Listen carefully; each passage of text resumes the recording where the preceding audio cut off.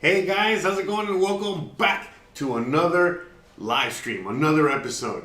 In today's episode, we're going to be doing some yummy home cooking, some nice comfort food. We're going to be doing some shepherd's pie, all right? And we're going to be making some home cooked fried apple fritters. Oh, I'm so excited. I'm so happy. Today's going to be pretty easy for me.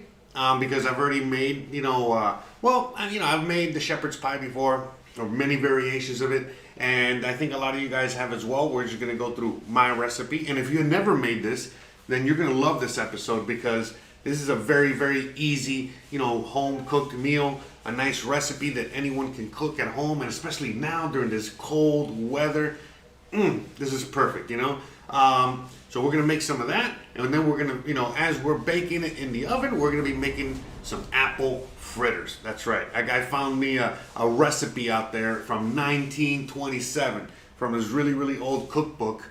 Actually, another YouTuber that also cooks, and she, it's like grandma, basically was looking at one of our old cookbooks, and that recipe, it looked amazing, and I was like, you know what? Let's do that. Let's try that. So, all right. So if you guys can't wait, and you guys are all excited just as much as I am, well, just stay tuned. We're going to play the intro real quick so I can make sure that we're streaming all over the streams. In case you're wondering, I'm on Facebook, I'm on YouTube, I'm on Twitch, I'm on Twitter, and I'm on DLive for, covering all my bases. And, pretty soon I'm also going to be on OnlyFans. All right.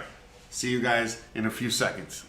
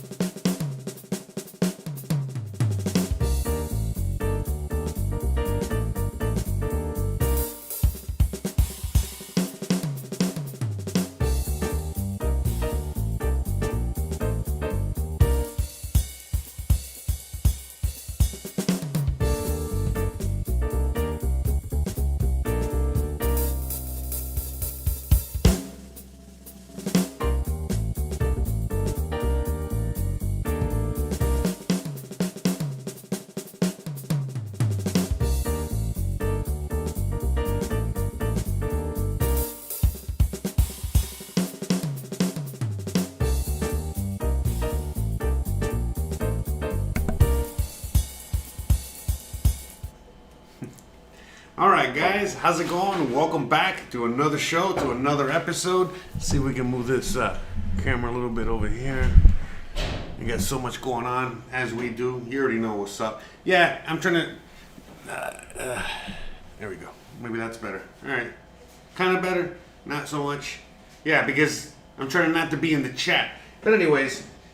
Hope you guys are having fun. I'm having fun. We're already going to start this show with a bang. We're going to not waste too much time today because, well, again, there's not much explanation here. Basically, what we're going to be making is just a ground beef saucy concoction, which we're gonna cover with mashed potatoes. That's it.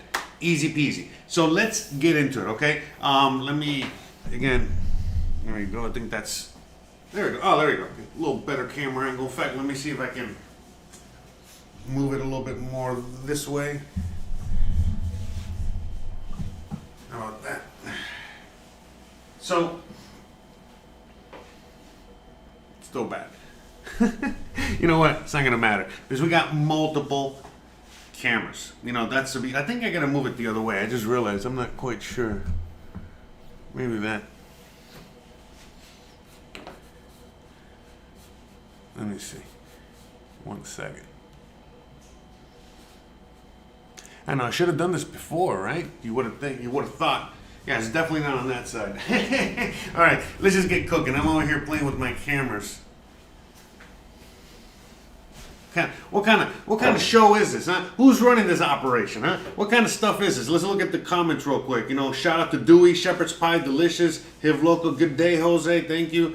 Fritters used to be more of a thing. My dad's favorite were actually corn fritters. I was thinking they might be, well, yeah, we can make corn fritters at some point. In fact, from what I understand, this recipe that we're going to be using is kind of like almost like a base recipe, and then from there you can add other stuff. But yeah, we're going to make some yummy apple fritters. I haven't had an apple fritter in a long time.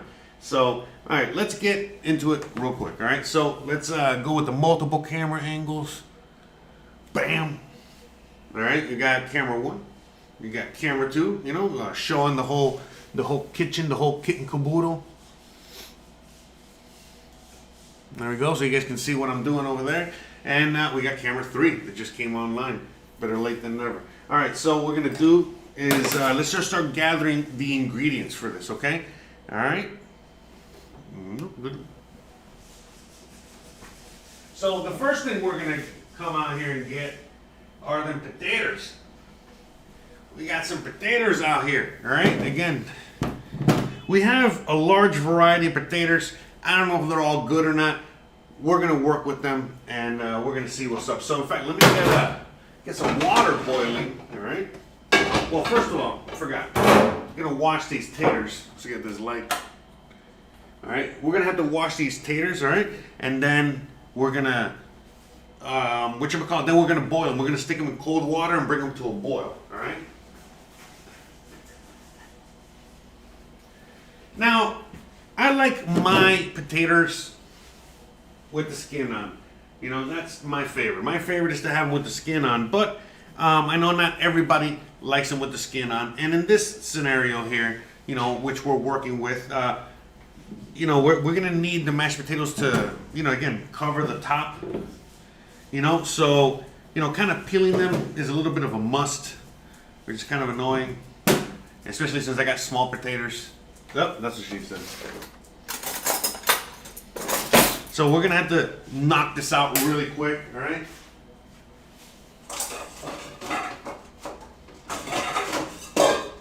Let's just I'm gonna get some cold water in this pan real quick, all right?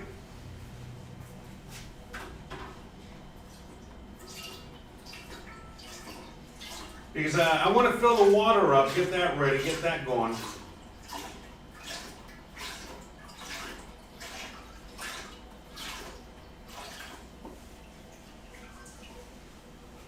Yeah, I want to get the mashed potatoes going as soon as possible. We're going to knock that out first. All right, so what I'm actually going to do is, you know, we're going to, in a separate bowl, all right, we're going to just, you know, peel these potatoes. I think you guys can see everything there. Yeah, we're good. Okay, so we're just going to peel some potatoes real quick and then put them, wash them in some water, cut them up, get them all kind of like the even size here. And then from there, we shall, all right, and then we shall move to the next one.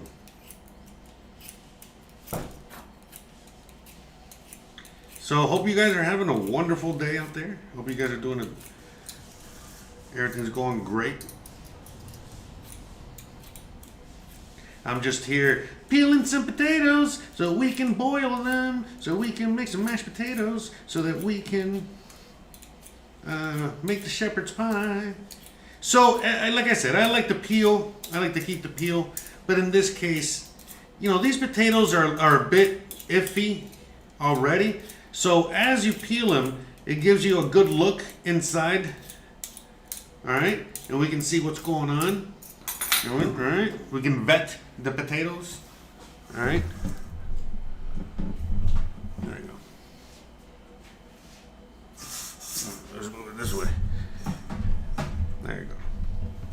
Make sure we're all on the same. Hold on, I'm getting some messages and text. Hold on a second. I gotta make a quick. Hold on a second. Oh, you know what? I completely forgot the music. I was like, I knew there was something missing. It's so quiet in here today. Such a quiet day. Let's get that music going. Assuming the computer wants to cooperate. I gotta also answer a message. Sorry, I was expecting a delivery. We got a bunch of things going on here today. Oh yeah.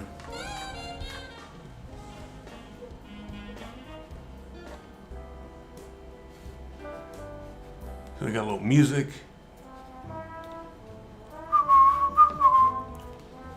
Now 1 second. Give me 1 second. Let me take this call.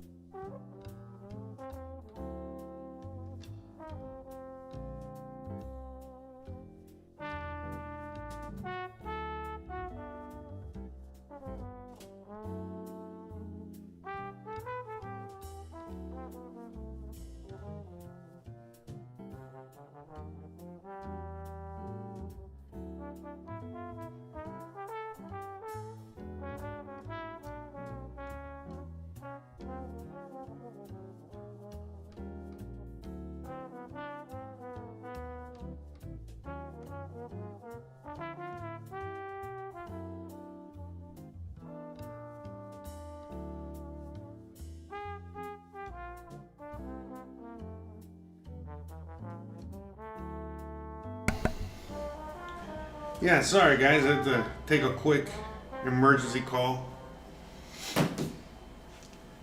Hope everything's all right over there. Everything's okay over here. No, yeah, honestly, because I got family visiting soon out here.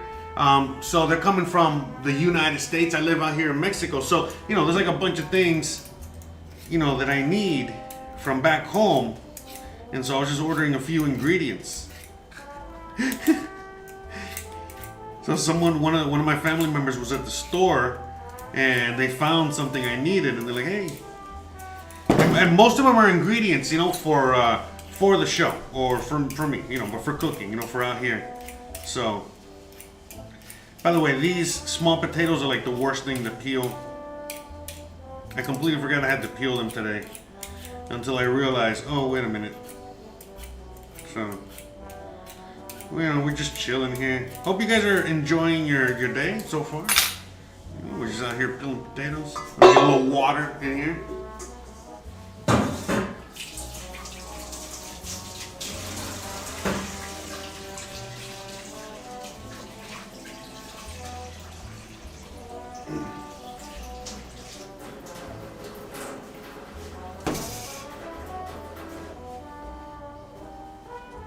See, I can't see. It's funny because I can't really see myself too much over there because of the camera. You know, let me see if I can get the chat over here so I can see a little bit. But the camera is like, you know, I got the sun kind of coming in here, and I got the computer and everything facing this way, so it's like the sun is in my eyes, so I can't really. I mean, I can see fine outside, but it's hard to see like a computer screen. You know. Kind of annoying. That's alright. Let me see. So we're gonna right after air travel as a business expense. Come back, Jose. This pie ain't gonna cook itself. Yeah, sorry. By the way, so overboard. We got potato overboard. Oh my god, it's on the worst spot. 1 second. Potato recovered. Crisis averted.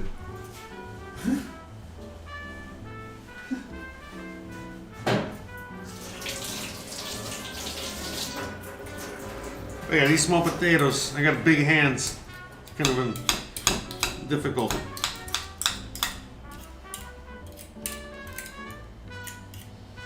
Yeah, shout out to everybody out there hanging out today.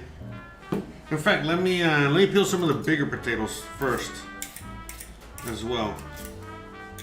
We can leave the small potatoes later for other things.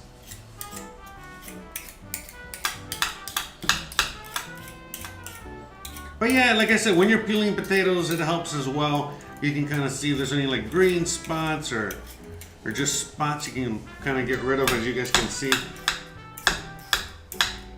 By the way, look at the peeler I use. This is the peeler of choice. Alright? Not a fancy, weird peeler. No, man. This peeler is amazing. You know, maybe, you know, just a better, you know, more comfortable handle. But outside of that, I mean, see, look at that. You don't want to eat none of that green.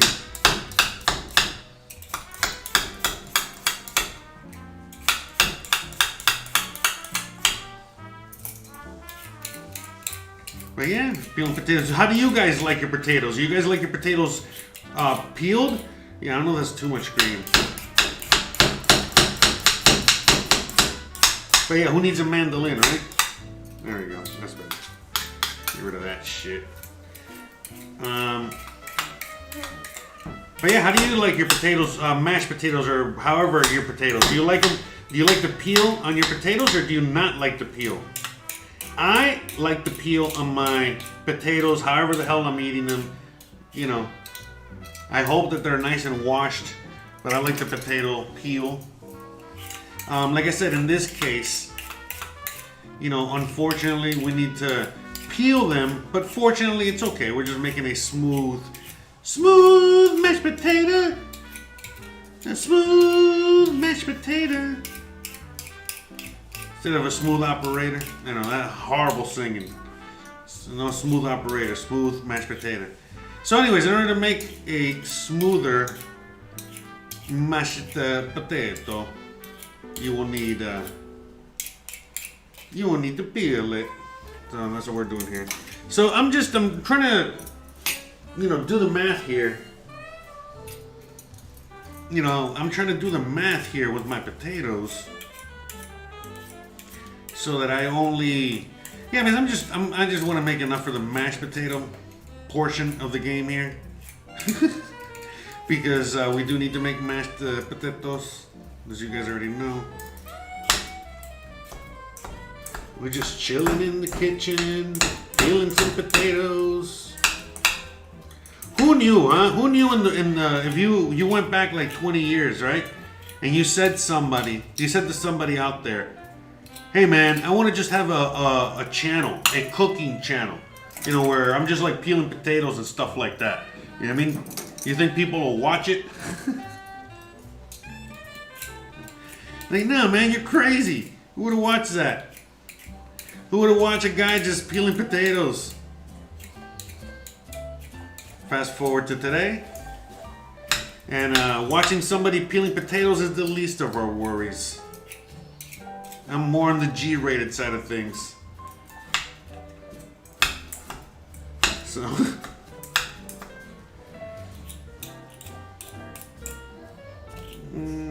yeah, I think we're just gonna peel all the potatoes, because we are gonna be making a nice amount of ground beef. So I got 800 grams of ground beef, you know, aka about 1.5 pounds. By the way, we got it. I don't know, look at that. Did you see it on the camera? I think you saw it on the camera. There was a bee on the camera. Did you see that? He says hi. I completely forgot. I should have closed. Did he escape? As soon as he escapes, I gotta close the. There it is. Alright, buddy. See you later. Yeah, he's like a little lost, you know, because it's kind of winter and they have their bee thing out there and there's no flowers to pollinate. So he's like, hey man, I need to pollinate something, man. Can you help me? I'm Jones, man. You guys, Jones. I don't know if this potato's any good. Oh, my knife. So we got, you know, flying bee. Yeah. I'm gonna skip that potato. But anyway, there's like a flying bee out there. Just jonesing for some pollen. Poor guy.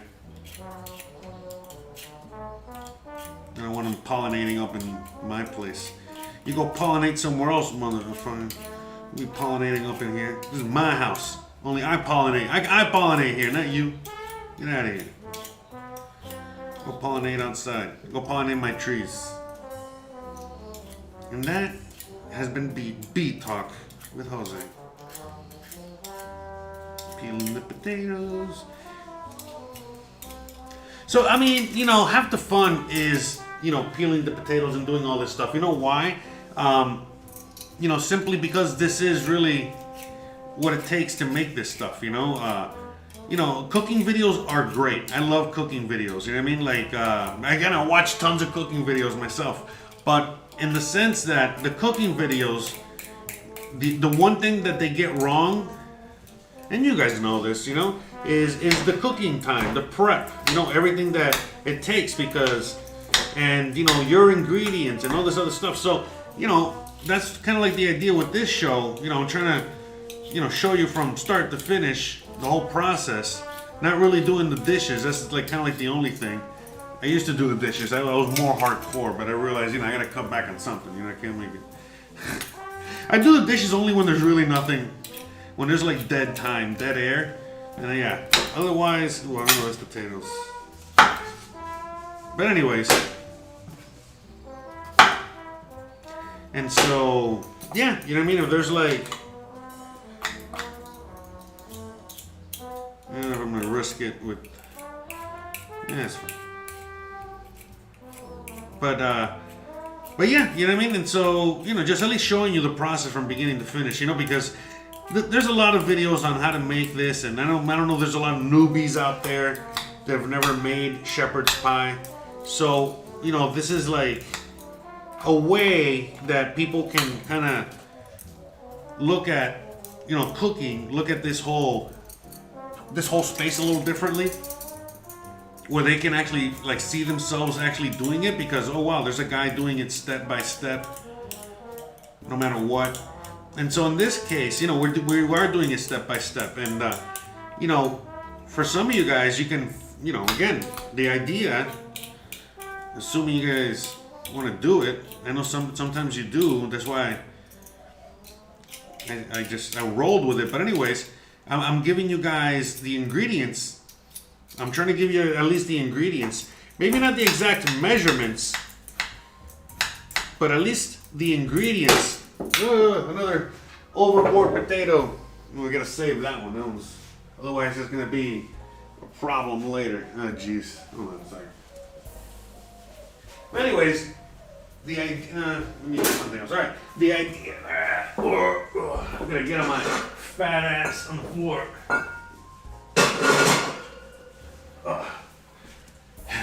Recovered.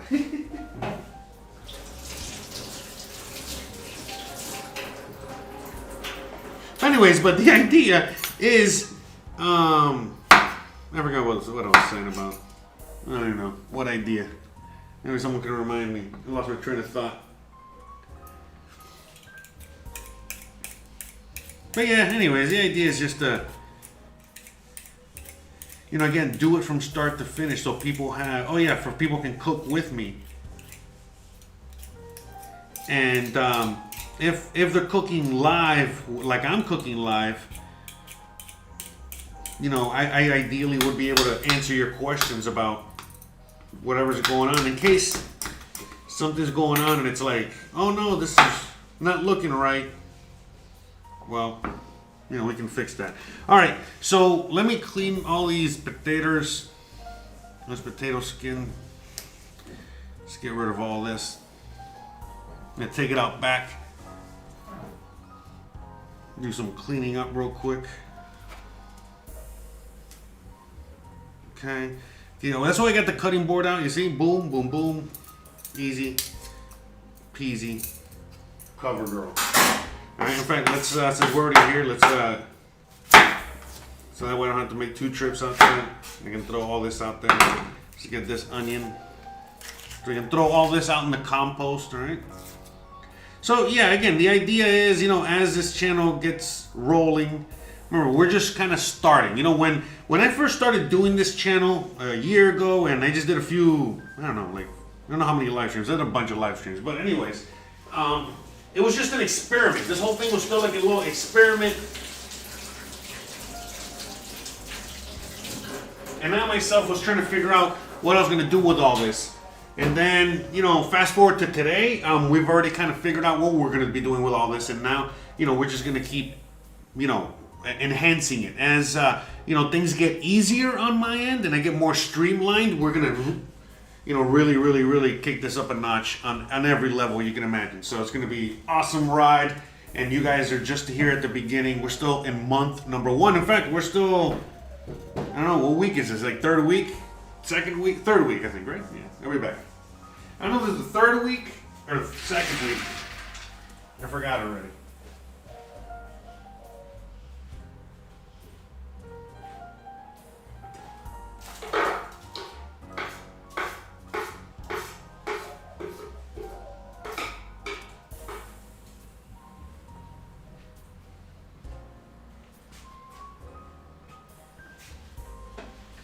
Yeah, I think this is just the second week of cooking, right?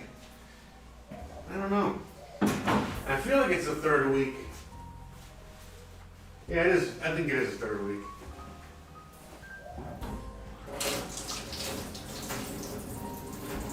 By the way, you know, one of the reasons I'm also doing this, I mean, I'm doing this for a million reasons.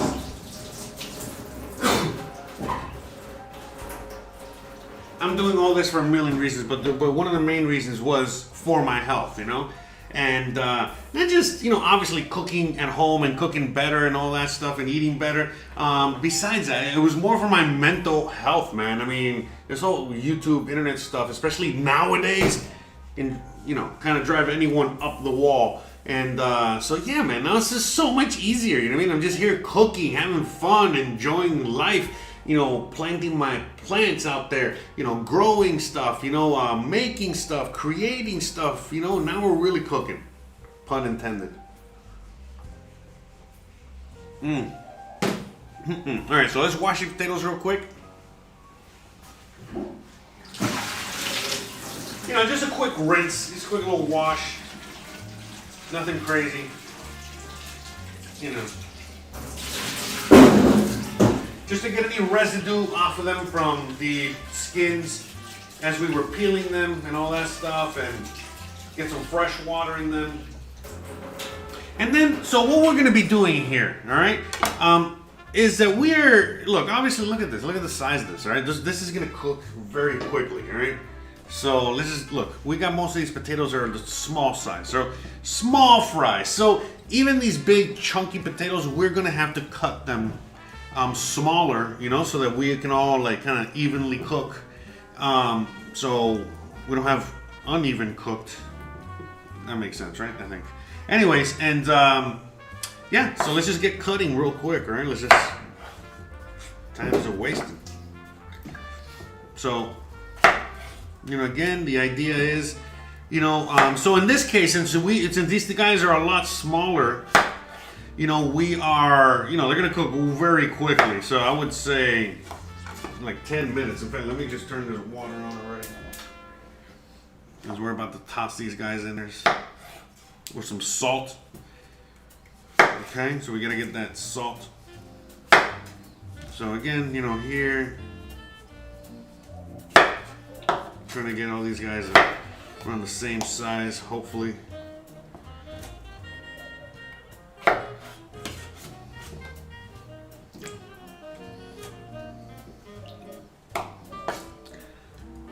So, anyways, but yeah, so we're just gonna boil these potatoes to make the mashed potato, and we're gonna get the other ingredients out. Okay, so we can start, you know, getting the mise en place, okay, for the beef part. The beef.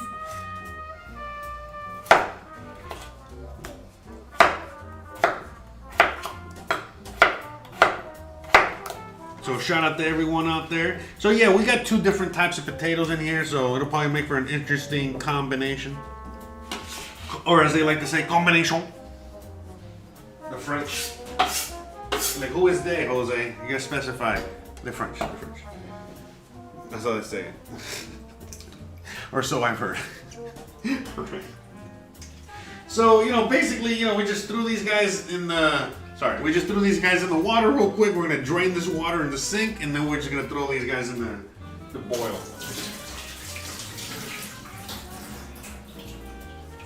Alright, so before we throw them in there, let's add a nice amount of salt in there. Alright, so like a lot. Okay. Whatever a lot is to you. Because, you know, again, potatoes, like a lot of starchy things out there, need salt.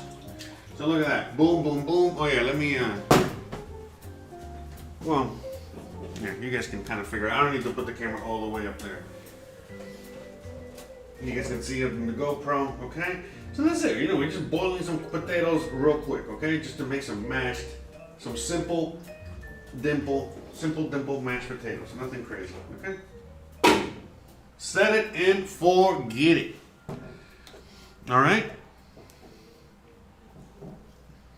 Let me see. All right, so now let's start getting the other ingredients, you know, for, I don't know why I'm talking like Transylvania. And I got all these accents, man, when I cook. I don't know what happens. I transform into a transformer. I'm like, in a transformer. Okay. Shout out to everyone out there. Oh, that's right. Buy some merch. I'm going to be making some more merch that's cooking, you know, related. So stay tuned for that. Hold on. Let me get this camera. I got so many cameras. Oh, there we go. Look, that's it.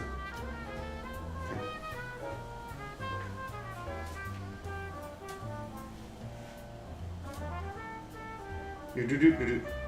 Oh, okay. So look. Okay. So you know what? Since we're talking about that, you guys are talking about, you know, the helping the channel, the monetization, all that. Okay. So look, YouTube is great. Don't get me wrong. You know, YouTube is amazing. Got to give a shout out to YouTube. YouTube has, you know, kind of helped me get on the map. YouTube is helping me right now with what I'm doing, and I can go on and on. I'm not a hater. I'm not an anything. You know, to me, the fact that we can make money off of this is freaking amazing. Okay. So with that being said. The whole idea here is I'm trying to, how do I say this? Trying to expose myself. To a different market. That's where OnlyFans comes in. No, just kidding. No, but you know, trying to expose myself out there to a completely different market, meaning Twitch. In fact, you guys really want to help me? Go to Twitch. The links are all down below. Please, and follow me. Watch me on Twitch. Instead of watching me on YouTube, watch me on Twitch. That would help me immensely. That would help me a lot more. In fact, not just doing that, not just watching me on Twitch, but again, once you get on Twitch and you realize how much the interaction is so much better there, so much, you know, it's just better. You'll see. You know what I mean? It's you know, for like. There's less of a delay. The emoji stuff is better, and I could go on and on. But they're all great. All of the stuff is great. Okay, all the channels are great. That's why I'm, you know, putting my content on all the channels. You know what I mean? We're gonna go from there. So look, I'm just gonna start the meat. Okay, I'm gonna just put it in the pan. Okay, because I'm gonna wait a few minutes. Okay. By the way, it's freezing cold out here, so the meat is gonna be fine. I just want to show you what's up. You know what I mean? So you can just see the kind of meat I get here, so you can see what the, okay, just regular meat, nothing crazy. So this is like a Mexican butcher, all right, and they have like prepackaged stuff. But anyways, the best way really to help me, especially now or what have you, it'll be Twitch, man. Oh, and so Twitch is cool because, for example, you can, you know, you can watch me, like let's say that you're watching me. Oh, is this any good? This looks a little weird. I think it's just freezer burn.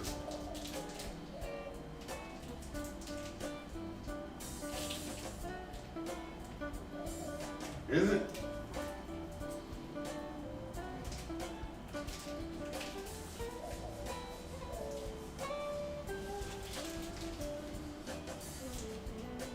Yeah, okay. All right. We're fine. It's just, yeah, like I'm always iffy, you know, all that good stuff. You know, we gotta make sure we're all on the same page here. Right? There's like, always gotta like, right, we're good. See?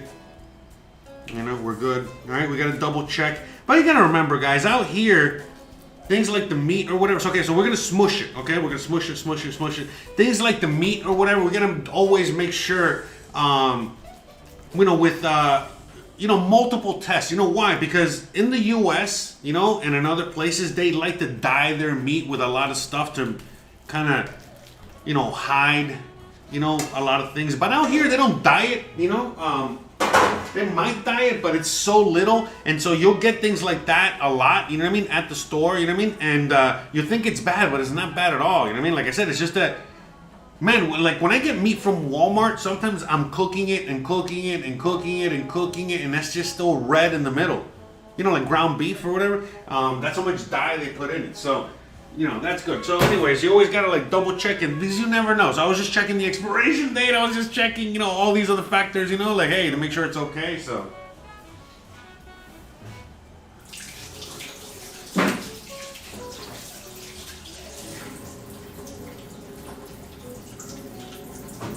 So we are good.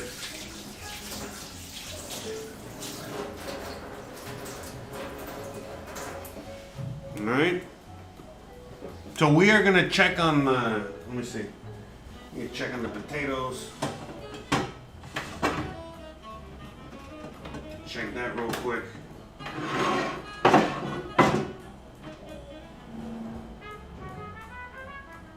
But yeah, Twitch is, you know, you see. So we started off with cold water. Okay, now it's hot. Careful.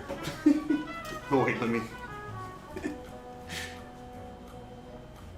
But so you can see, like, it's a full. This is the best way to like really, you know, cook potatoes and stuff. Okay, you know, so that way it's kind of foolproof. So again, cut them all the same size or as close as possible. Okay, number one. Number two, put them in with some cold water, add some salt, and then just cover and let them boil. That's it. All right. Now I just wanted to get the cover on there real quick in order to, you know, speed up the process, but I don't want it to go like super hardcore boil. So we're gonna leave it like that. Okay, for 1 second. All right, so keep an eye on that.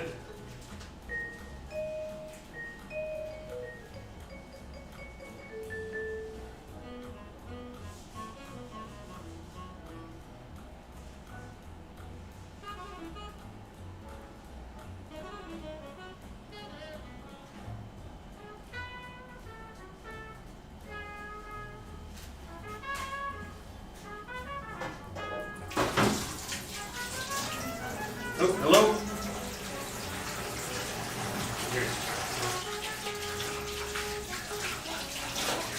Yeah, sorry, the microphone was acting weird for a second. No, the microphone was working. I was like, what the hell? Because I saw the microphone. Hold on. Let me. I know you guys want to see me. You want to see me? But yeah. I was like, what the hell? No, something was wrong with the microphone for a minute there.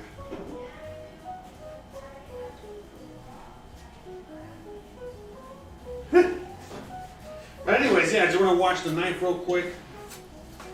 So, you know, we're going to bring up the potatoes to a quick boil. I'm going to also now get the ingredients out because you know, for the mashed potatoes.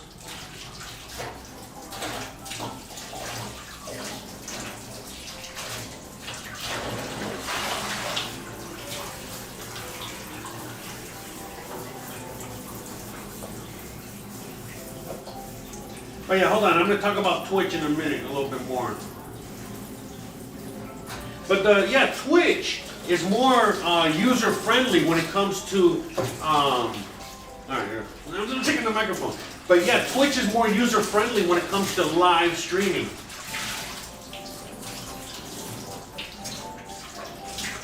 You know, Twitch is basically for live streaming as opposed to like YouTube, which is more for like uploading videos and things like that. And for discovery, you know, right now, which is like a major thing, I'm trying to get discovered. meeting more viewers as possible. First of all, Facebook is great, especially for cooking content, but Twitch is great too, because again, there's a lot of people out there, that are also live streaming, cooking, various other people out there. And, you can, for example, like listen to me, watch me on Twitch, and I know this sounds like a commercial for Twitch, Jesus. But you can kind of like minimize the application, and you can still hear me. You can still, so for example, like you can do stuff, you know what I mean? And then just come back to the app, just have like a podcasting app where you have it running in the background, but you're still doing other things on your phone, and you can still hear what's going on in the show. You cannot do that with YouTube unless you pay for like super premium or whatever. So if you want to really help me and show support, not just hit the like and share. Remember, share. Sharing would really help a lot. But yeah, check me out on Twitch and send me a message. Send me a few messages on Twitch. That would help me so much. It would be so cool if you guys could do that. So, and it's easy. It's just like anything else. Twitch, you just download the app just like YouTube. Easy peasy. So let's check on the thanks. All right, no more Twitch chat, I promise. All right. So here, we got the potatoes. So basically, we're just gonna keep an eye on them and then just stick a fork in them until they're done. Once we get that going, then we're gonna cook the meat and we're gonna add the vegetables and we're gonna add the other stuff. So let's get the other stuff ready to go. All right. So we are gonna be using butter. Okay. So remember, we are kind of cleaning out the fridge over here today. All right. So, let's get that butter because we're going to need the butter for a few things, not just the mashed potatoes. So let's just get 2 sticks of butter out. Well, 1.5, I mean, just to have it at least softened up, and then we'll go from there. So we got that, we got these.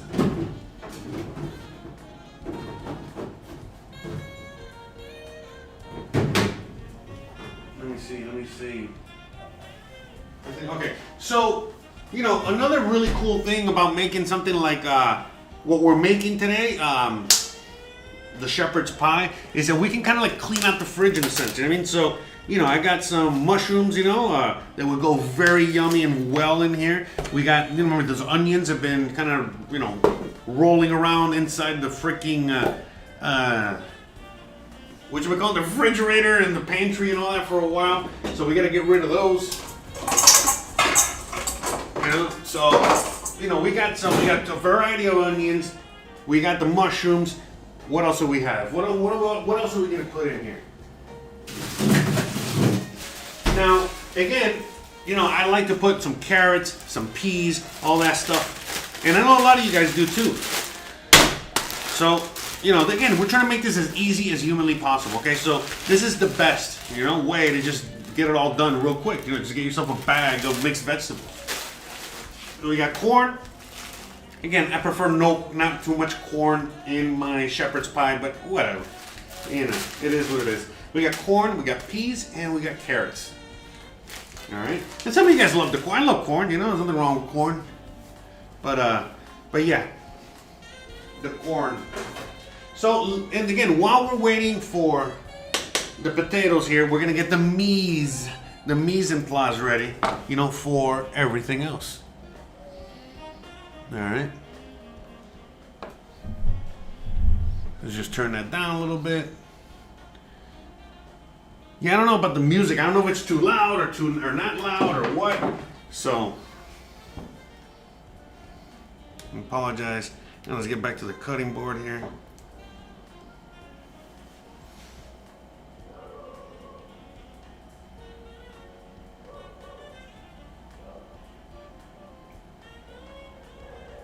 Yeah, just reading all the comments. Yeah. So again about the ground beef, man. You gotta like just double check and all that good stuff. And sometimes you gotta throw it away, man. Sometimes it happens, especially when you buy something at the store. Yeah, man.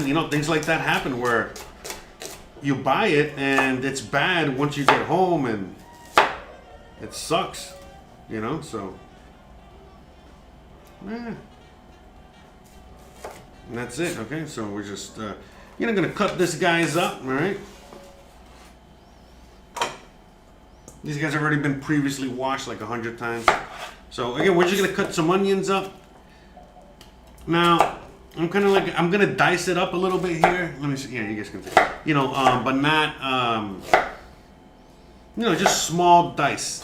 Not tiny. I'm not mincing it or anything. Just small dice. You guys can see on the GoPro there. Okay.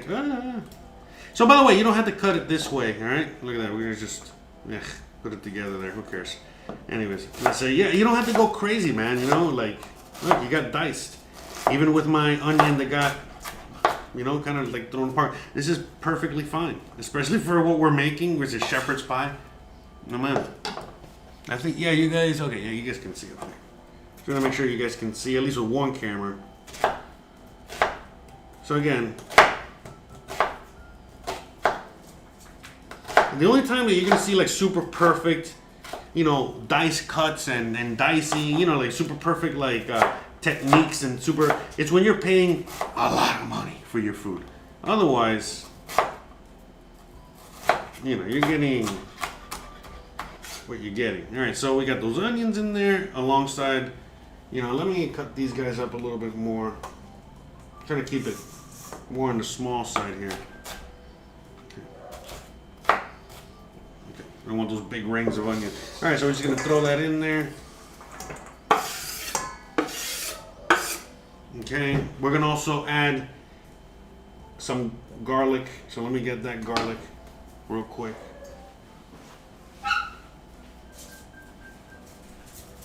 We're gonna add some garlic. We're gonna need, I don't want to forget it. So let me get the tomato paste out. But yeah, like if the meat is bad or anything like that, you'll know immediately. You know what I mean? Like I know some people can't smell right now because of situations, and I hope you guys feel better. But my God, yeah, I mean you could tell immediately. And I had a fresh one, you know, one that had like was really red and bloody or what have you, and basically smelled both of them, and they both smelled exactly the same. And that's how you really know. You know what I mean? I checked the expiration date just in case. You know what I mean? Like, and that's, you know, definitely fine. And just, you know, it is what it is. But yeah, you know what I mean? Especially nowadays, man. We can't be out there, you know, just throwing it away because, you know what I mean? Like, it just looks bad. No, man. Well, we're in, like, Great Depression times out here, peoples. I think a lot of you guys know. So we gotta make most of it. And by the way, like I said, you know what I mean? Like, outside of it being super crazy, insanely putrid that you're probably not gonna eat it anyway, it's not really gonna make you sick, if at all. We're probably just gonna give you the runs, if at all. And that's it. And people always keep asking and wondering, you know, how the food quality and food sanitation and all that stuff is out here in Mexico as compared to the U.S. And it's like, bro, it's a million times better out here. Food is a million times healthier out here, cleaner out here, better for you out here. And I can go on and on here. I mean, you can't even compare. In the U.S., it's pure poison. You know, they actually have to have separate sections in grocery stores that say health food. Isn't everything supposed to be food, health food? Anyways, don't get me started. So we're just gonna add a little garlic, you know. Little garlic, nothing mucho. Un poquito. Just a little bit, you know what I mean? Just a little bit, because you need the garlic, you know? You just need some garlic up in this thing, you know? You just do. Alright, so let's check on the potatoes real quick. Okay, almost. We're almost there.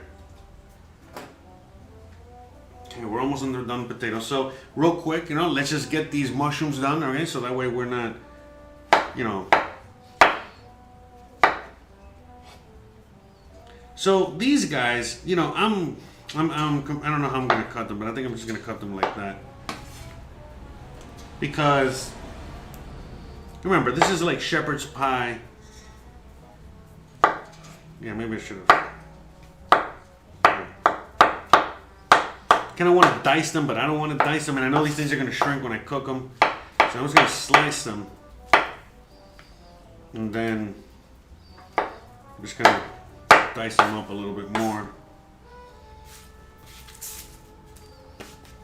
Okay.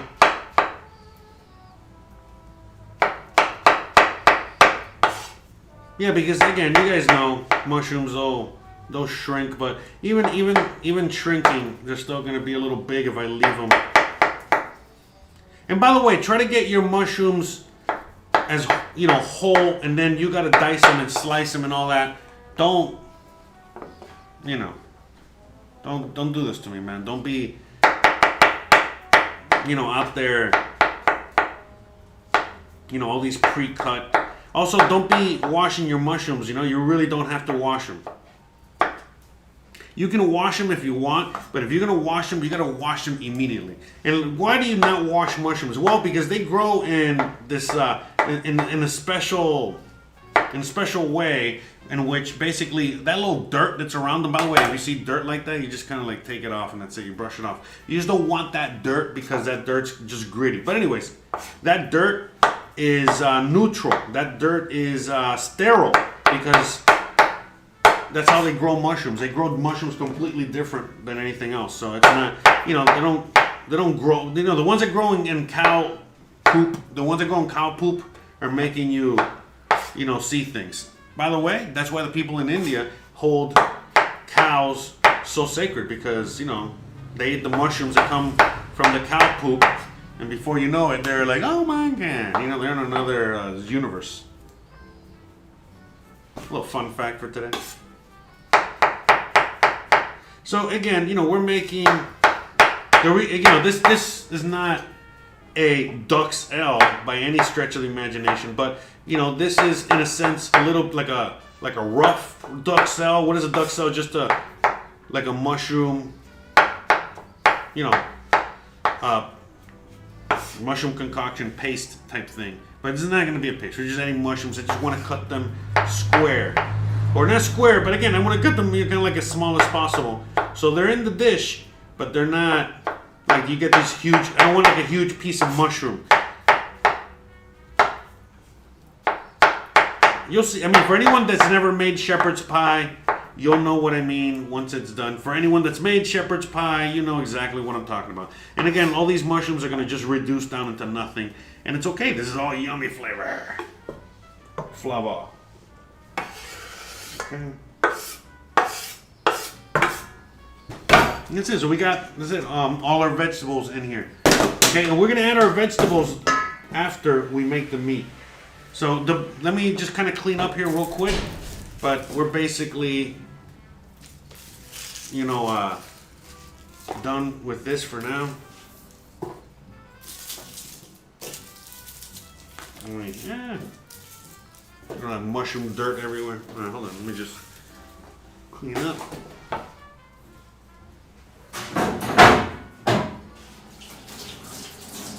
Yeah, because we're about to do the potatoes real quick, so.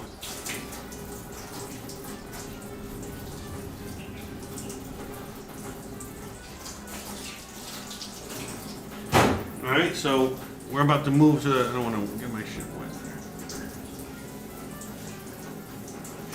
there. Okay.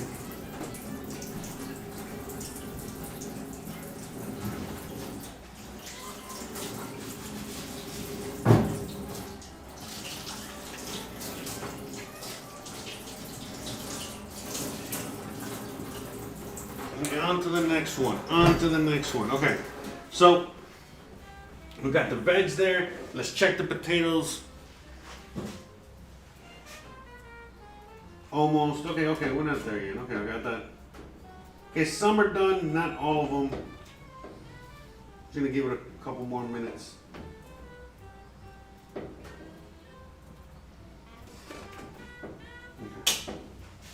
Just a couple more minutos, right? Okay, and so, like I said, frozen veg, man. Don't be, there's no need. I mean, if you want, yes, you could. If I didn't have this in the fridge, I'm not gonna lie. If I didn't have this in the freezer already, I would have just gotten some carrots at the store today because I had to go get some potatoes, So I would have just gotten some carrots. But the thing is the peas. I mean, like, still, you gotta get some frozen peas, right? I mean, the hell, you're gonna be shucking some peas for this? No, you're not. All right, you're gonna get your ass some peas. And the corn, it's optional, you know what I mean? Like, some people like the corn, some people don't like the corn. I just happen to be a corny guy, and I'm in Mexico. We love the corn, man, so I'm gonna go with corn. But anyway, so I think we're about to pull these. We're a few seconds away from pulling the potatoes out. So we're gonna get this bowl here. I'm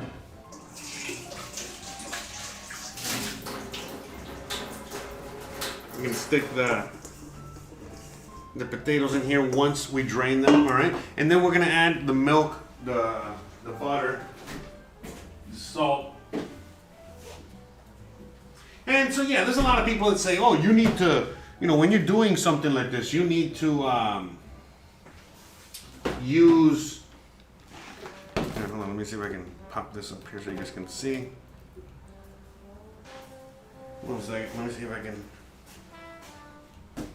Ah, cool, all right.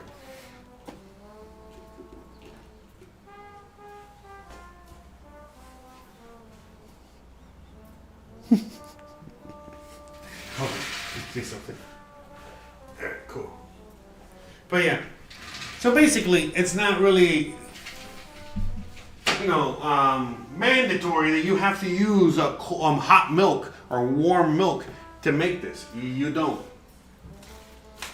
And you can make whatever mashed potatoes you want. So, I mean, look, I finally found some white pepper. Yay! So what we're gonna do is I'm gonna make my version, okay, of some quick mashed potatoes. And you know, I don't need much. All I need is some salt, a little white pepper. All right, I like white pepper with the mashed potatoes. I like white pepper with a lot of things, and that's it. You know what I mean? A little white pepper, salt, milk, butter. What else do you want? So I think we're done here with the potatoes. I think we're good. Let me just soft.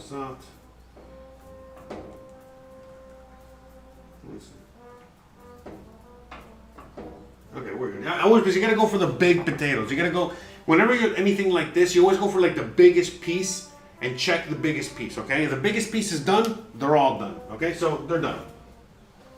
So now I'm gonna go out here and drain this real quick. I'm not gonna save the water or anything like that. We're gonna get the beef on the stove, okay? So we're just gonna get that going, all right? Get that started. So, okay, we're just gonna stick the potatoes in here. Okay? Let's get started with some seasonings. All right, let's not get too crazy with the white pepper, because the white pepper is kind of, it can be a little strong for some.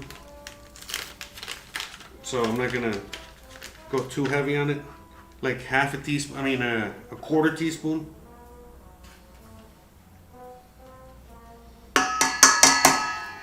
A little can go a long way when it comes to that.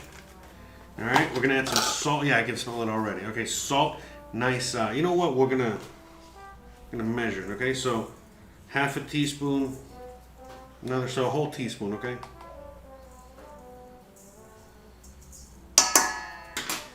Yeah, potatoes need salt, okay? And butter. So we're gonna get these guys in here first, okay?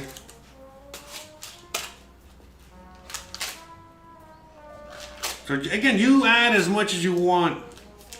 You know, you do whatever you want, whatever makes you your thing tickle. So at this point, so we're gonna mash these guys up, okay? I don't have a masher. You know, we're gonna add the milk in a minute. We're gonna start mashing it. So I just wanted to add that stuff to kind of help get it started a little bit, okay? So this is cool because it kind of works as like a ricer as well. Okay? I just, you know,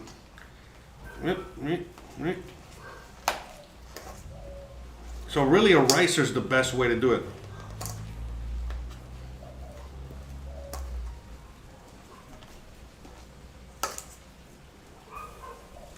So we're just mashing this up. I can hear the beef in the background there doing its thing.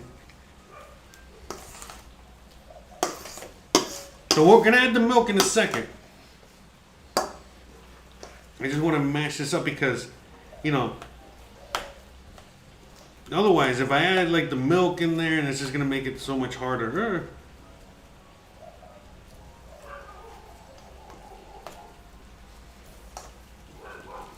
Trying to get it as smooth as possible. Now, again, I would love to like have like a ricer, but I don't have a ricer.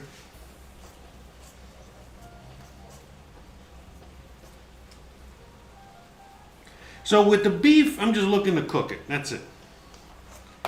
And, you know, get rid of some of that fat. So, hold on, let me...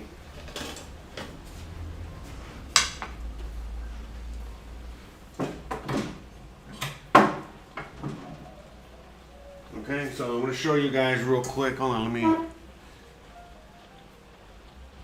switch the cameras up real quick. Hold on. We got multi-camera action going on here.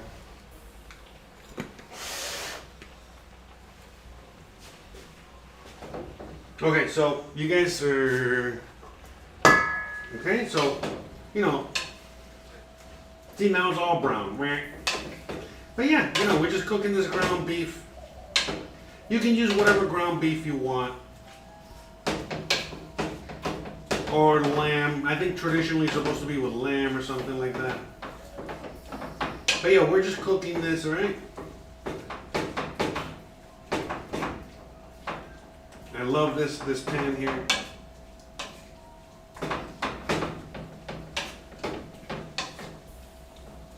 By the way, I'm not preheating the oven or anything like that yet because, you know, again, most of, you know, everything that's going in there is going to be cooked already. So you can say, I'm preheating it right now. We can preheat it later. Alright, so we just kind of want to make sure we're all getting broiled up there. Okay.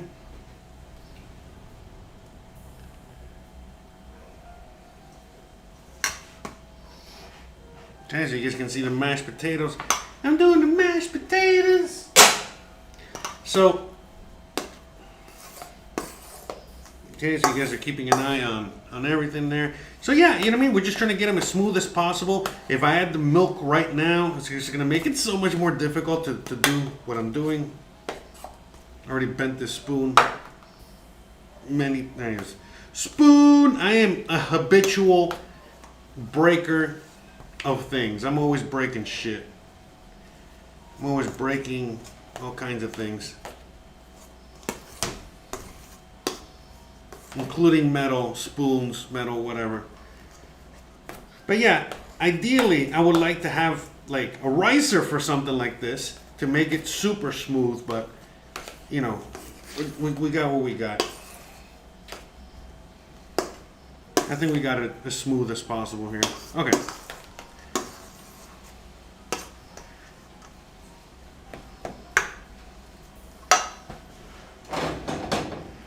So now we're going to add the milk, and we're going to probably add a little bit more butter, okay? Just a little bit, like a, you know, maybe a quarter cup of milk.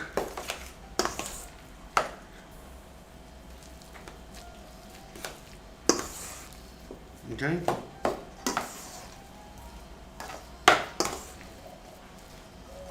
Oof. You get a little tired.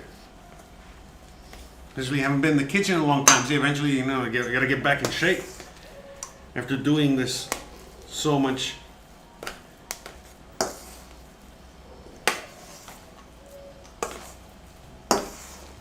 Okay. But you see, that's what you see, like all of a sudden we got a really good mashed potato. So we're gonna add a little bit more butter.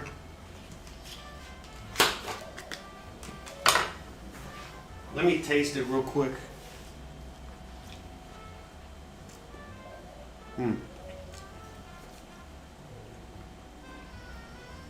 A little bit of milk.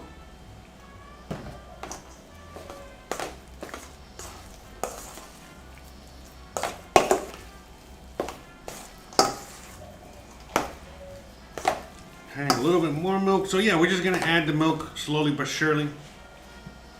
Okay, I was gonna add a little cheese to this, but no, because I checked it real quick for the salt. And it's already perfectly salted, so I know if I add that cheese, it's gonna put it over the top. Because I was gonna add some Parmesan, you know, it's gonna put it over the top on the saltiness level there.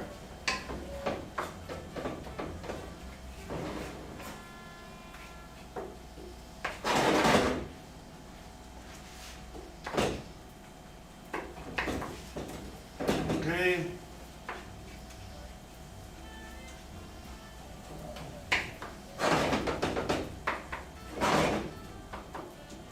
So I'm just breaking up all the, here, I'll show you.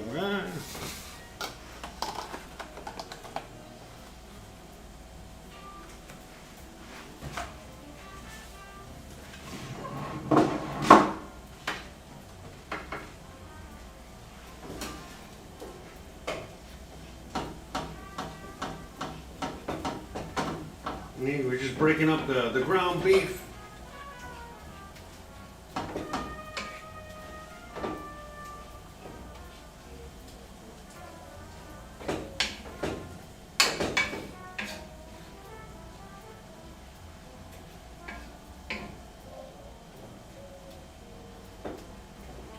With a smooth operator. So yeah, we're just, crushing it. We're just kind of doing the thing with the ground beef. You already know, making it grounder. All right, so I'm gonna get rid of that liquid that's in there. So I'm just gonna go out here. All right, I'm gonna go to the stove. Oh, sorry, I guess the GoPro. All right, yeah, sorry about that. I don't know, hopefully it wasn't gone for too long.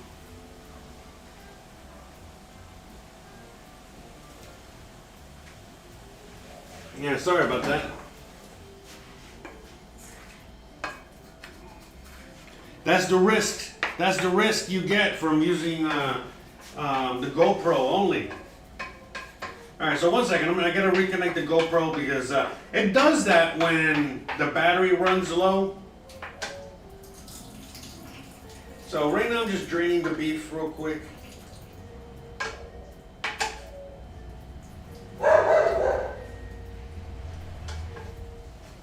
Getting rid of that, excess liquid that's not tasty or yummy anyway. We got Gizmo out there yelling. So, yeah, 1 second while I reconnect here. All right, give me 1 segundo, por favor.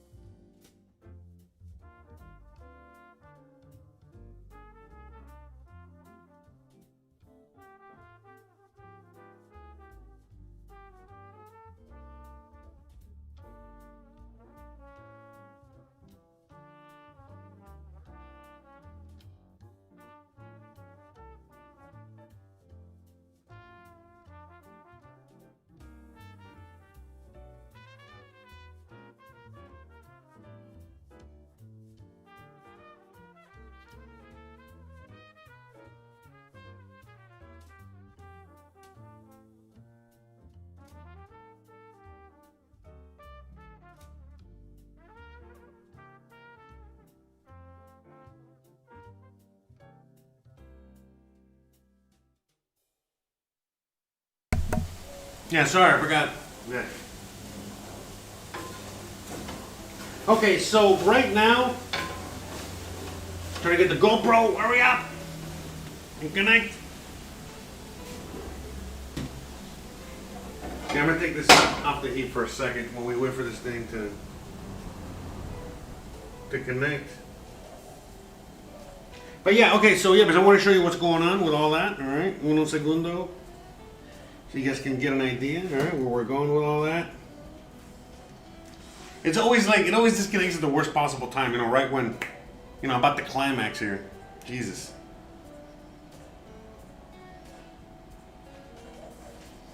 Okay.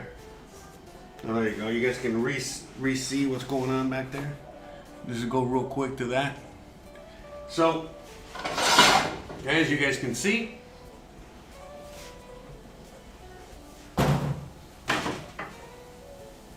okay, we got the ground beef in there, okay?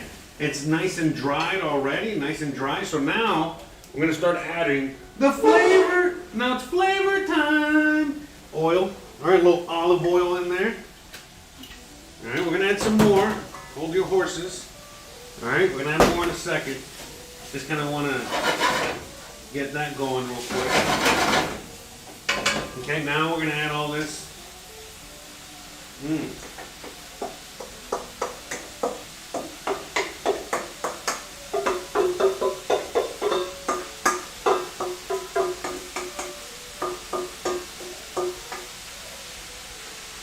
I wish you could smell it.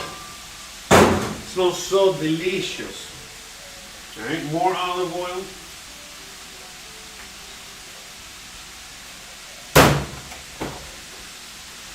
Add some salt.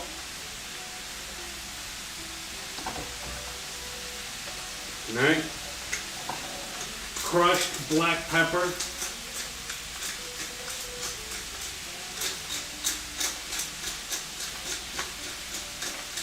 Okay, we're going to start with that. Start with a little oregano.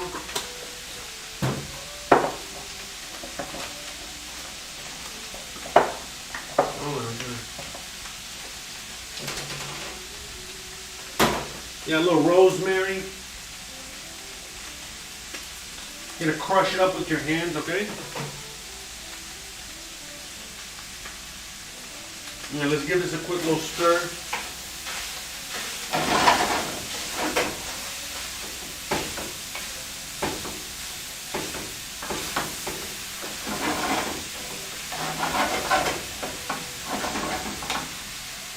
Okay, and as this cooks, you know what I mean? Like it's gonna start, you know, sticking to the bottom a little bit, that fond. You know, that's what you want. I'm gonna give that, I wanted to give that quick little stir. All right, we're gonna add a few more things in there. All right.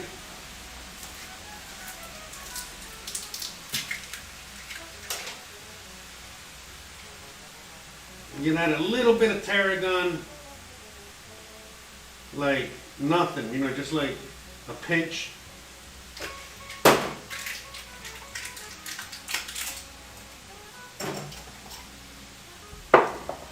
All right.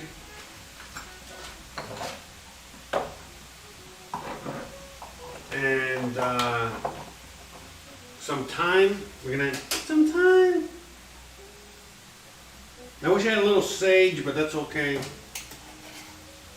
It's no big deal. Some more olive oil. Some more black pepper.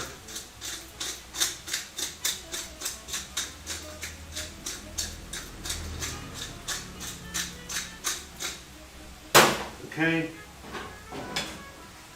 So as, you know, the onions and the mushrooms, you know, start cooking, they're going to start releasing their natural liquids, especially with the salt hitting them. And so, as that happens, you know what I mean? Not only does everything start cooking down, but that liquid helps release, you see, whatever's stuck to the side of the pan. Which, by the way, we're going to add a little wine, you know, too, in a little bit. So that's also going to help. So, and the vegetables, we're not going to add that until like towards the end, all right?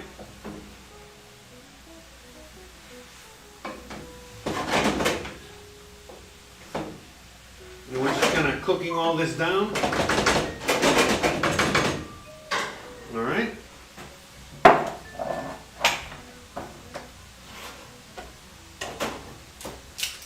All right, we're going to cook all that down. Now let's get back over here real quick. All right, so you guys can see the mashed potatoes. So, you know, we just want to make sure that it's nice and smooth and movable and pliable, whatever. So I think we're there. We're just going to add a little bit more milk.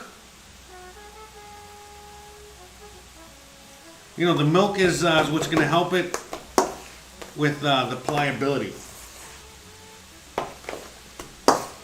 I think we're good. It's not perfectly smooth, but it's a little chunky, but that's okay. That's okay. That's how Grandma would have made it, right? This is just like Grandma made it back in the day. If my grandma was an American grandma, she would have made it just like this.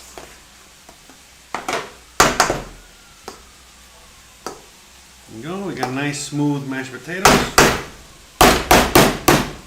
Okay.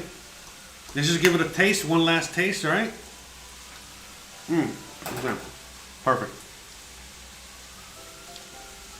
Actually, it's really good. It's gonna be really perfect. Okay.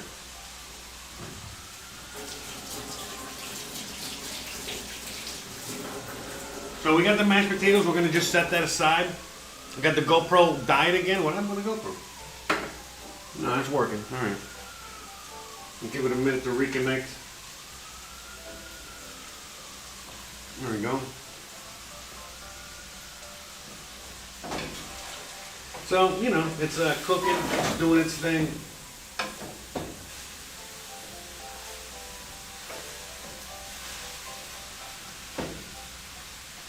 All right, as it cooks, you know what I mean? This is gonna get, you know, reduced even further.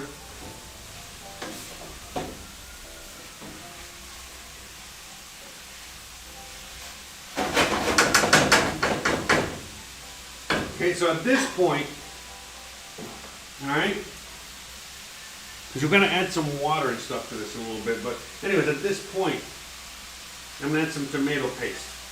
I gotta buy more tomato paste.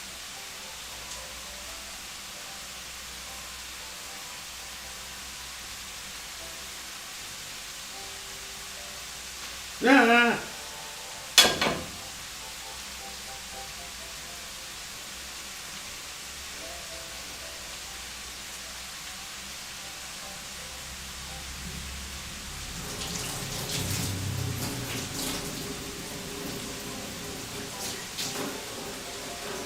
Imagine what else falls into your cream of sanyang guy, you know, when you're eating it, or, you know, they're making it for you.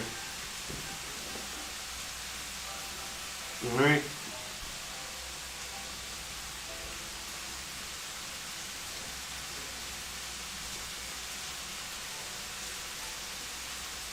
Let me see, someone says, I was always told to add pepper last. Don't want to cook the pepper. I don't know why. You want to cook the pepper. Sometimes you want it raw, sometimes you want it cooked, but pepper is, you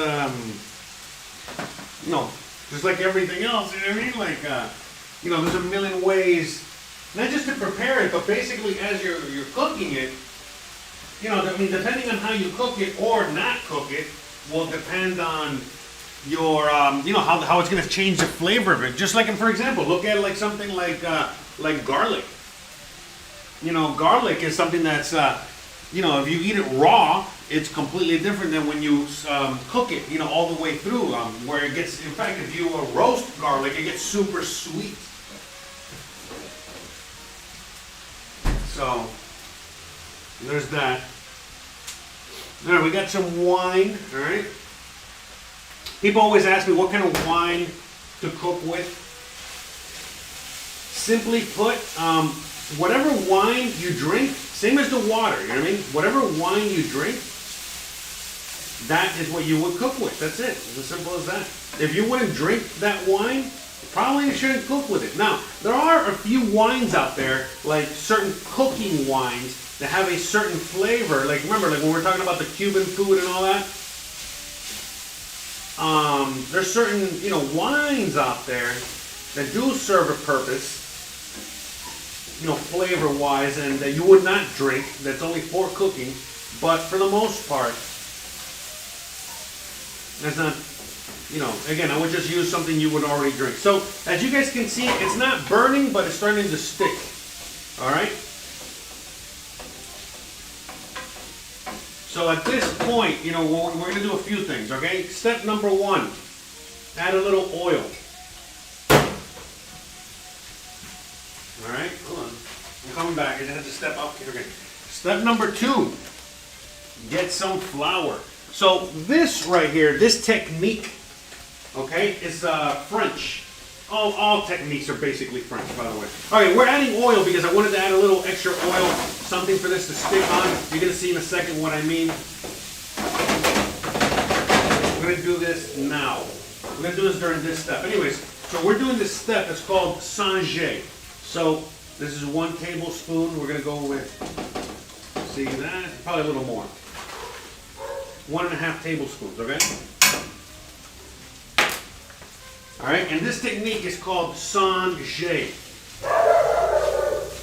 Gizmo likes it. He likes this technique. So with this technique, I am putting flour on, these items that I've been cooking in here that are covered in fat or some sort of liquid. Anyways, and so what we're doing is that we're subsequently covering, everything with that flour.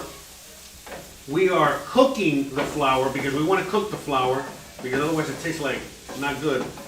All right. And at the same time, we're making even more of a fond. All right, you see, we're getting close to getting burned here at the bottom. And all this is to build flavor. Now, what am I doing here with all this? Again, it's not just to build flavor, but to also thicken the stew thing that we're making. So we're going to add some wine here, a nice amount. All right, like a glass of wine in there. We're going to add a nice amount of wine. As that wine gets in there, you see, it's going to start, you're going to get, that's why you need a wooden spoon, guys, okay? Very important. What we're going to be doing is that we're going to be scraping all that flavor off of there.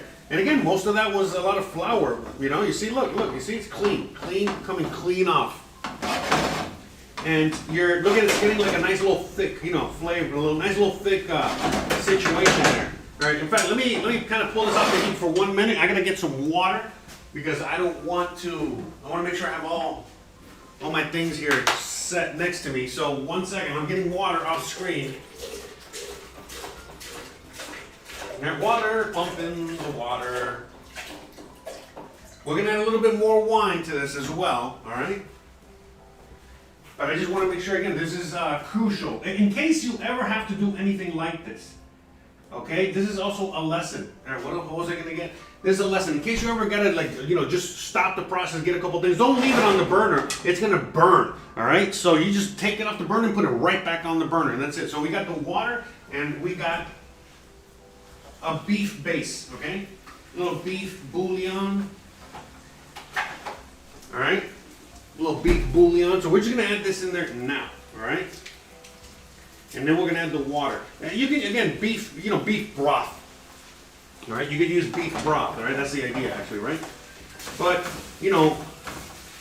we're not fancy. We can't afford no beef broth, so we're using beef bouillon. And by the way, it's the same thing. If you're buying beef broth out there, it's a bouillon cubes, guys, okay? They're adding the liquid for you.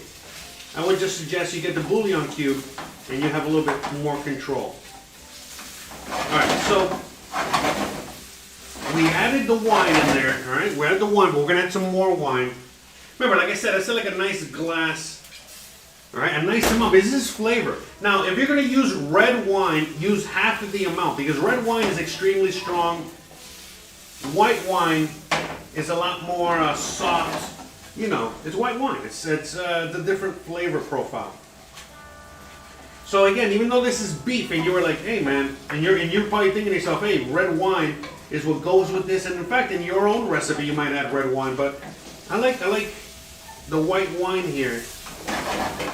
Okay, for many reasons. Like I said, the flavor. So now at this stage, we're gonna add the vegetables. Where's my scissors? Oh, there they are. I'm using them as a stand.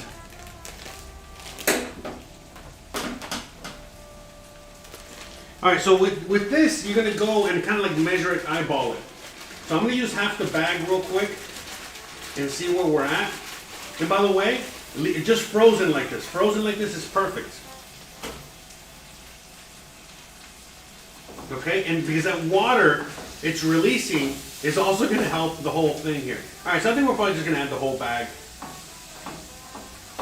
Alright, so let's just add the whole bag in there. Remember, there's water in these frozen veg.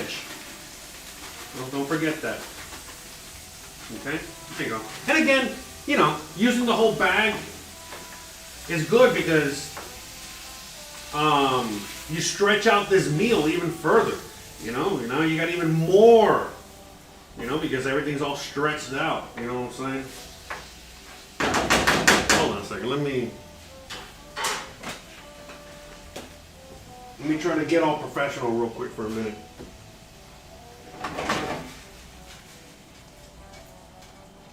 See, it's hard to flip it when it's saucy like this, but that's okay.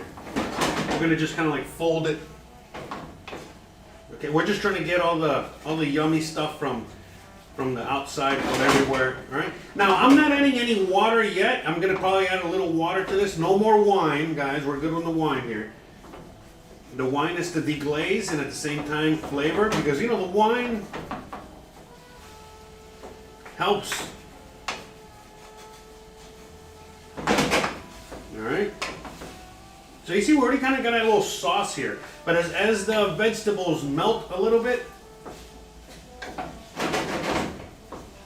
you know, they release that water. Okay. And we're gonna taste and we're gonna taste the filling in a second to make sure everything's good. But look at that, guys! Look at all those yummy, you know, delicious, yummy things in there. You know what I mean? Look at that. We got corn, we got carrots, we got peas, we got onions, we got mushrooms. Look at that. Look at that. Yummy, yummers, yummers.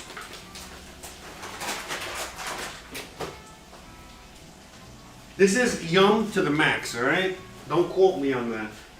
Still patent pending. Anyways.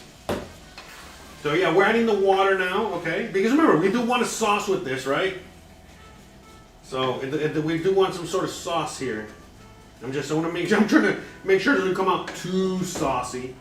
We just, you know, we need to make sure it's nice and tight. All right, so it doesn't like get all loosey-goosey and falls apart. Okay, and remember that flour that we added, that's what's gonna make that gravy, that thick, yummy, delicious gravy, okay? And why do we wait all the way to the end to add the frozen veg? Because, well, these veggies don't take that long to cook. And even if they were not frozen, I would be adding them towards the end as well. Only simply because, you know, we want to try to retain as much of that color as possible, okay? Look at that. So again, I'm gonna like cook it a little bit more because it's not gonna really thicken. You know, you're not gonna really know how much it's thickened until it comes to like a little bit of a boil, simmer. So we're gonna wait on that for a minute. Okay. Let that do its thing back there. Yummy. How about them apples, huh? Speaking of apples, hope you guys are ready for some apple fritters. Apple fritter time. Apple fritter time.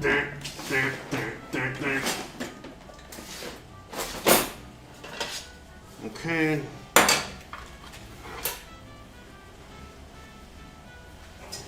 You know, I just realized I don't got the apple fritter recipe with me. Dope! I gotta get it. Alright, so you guys can see it's kind of coming to a boil there. Or a simmer, what have you. Okay, and we're gonna let it, you know, cook for a few minutes there.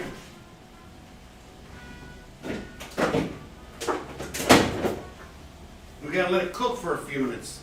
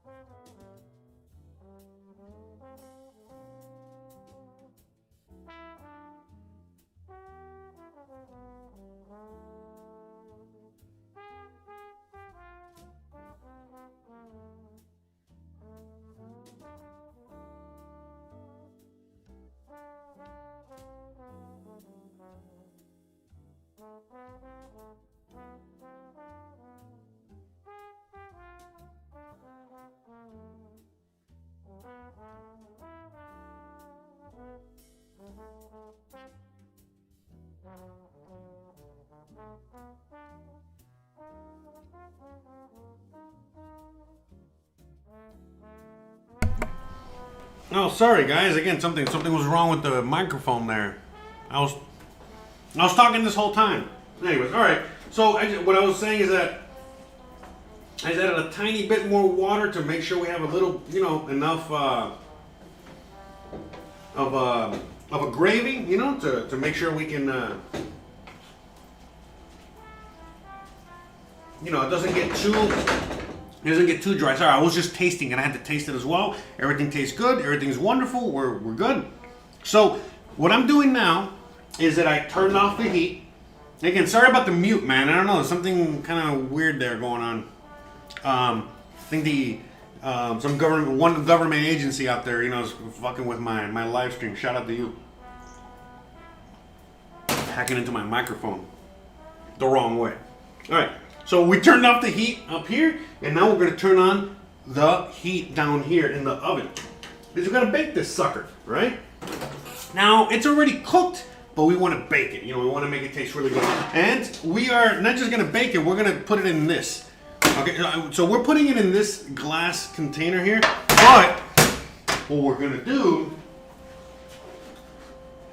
to anticipate a disaster is that we're going to, again, get some insurance, all right? So, what do I mean? This is how it works. If you do not do this, okay, then you're gonna have a mess in your oven. If you do this, then you're not gonna have a mess. Now, usually, if you take all the precautions, like what I'm doing now, what's gonna end up happening is that nothing's gonna happen. Meaning that you would have been like, no, man, I did all that for nothing. But the minute that you forget to do something like this, that's when everything, spills out and you make a huge mess and it's not fun. Okay, so we're going to wait real quick while this, let me turn on the oven.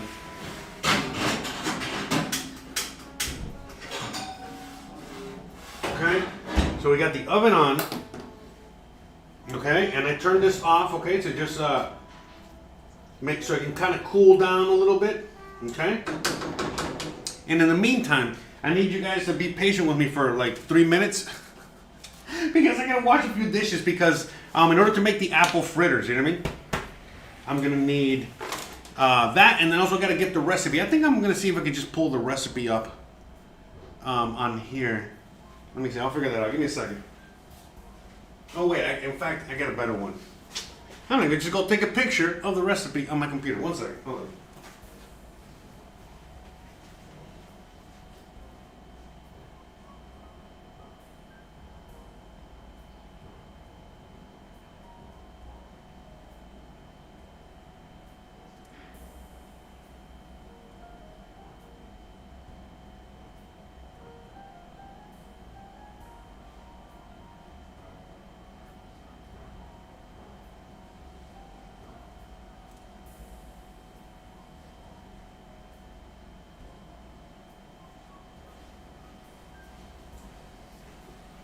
All right, so we got the recipe. All right, so real quick, let's just do it like 3 dishes, man. Again, I hate doing them dishes, especially, I'm not a fan of doing the dishes on show anymore, but, sometimes you gotta do a few dishes, I don't have all the answers, man. No, but anyways, I just need to wash this bowl so I can make the apple fritters in there. While we wait for that to cool down for a minute, because the reason I'm waiting for it to cool down is so that I can make it easier for me to spread the mashed potatoes on top later in a second, okay? So in the meantime, let's just wash these quick little dishes here because I need,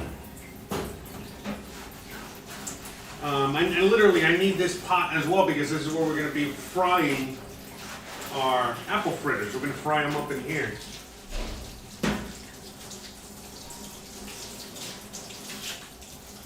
So, I think I have enough fry oil. I hope I do.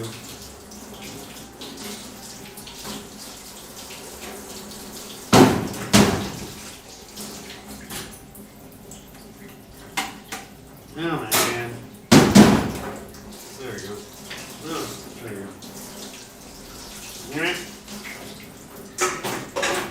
then, yeah, because I'm thinking about frying them up in this big pan. But I'm going to see. I don't want to use too much. I don't want to use too much oil. Honestly. I just want to use the oil I have left. But you know what? I'm gonna do some frying tomorrow as well. I just realized. So tomorrow we're gonna be making some mole. Alright, and we're gonna be making some.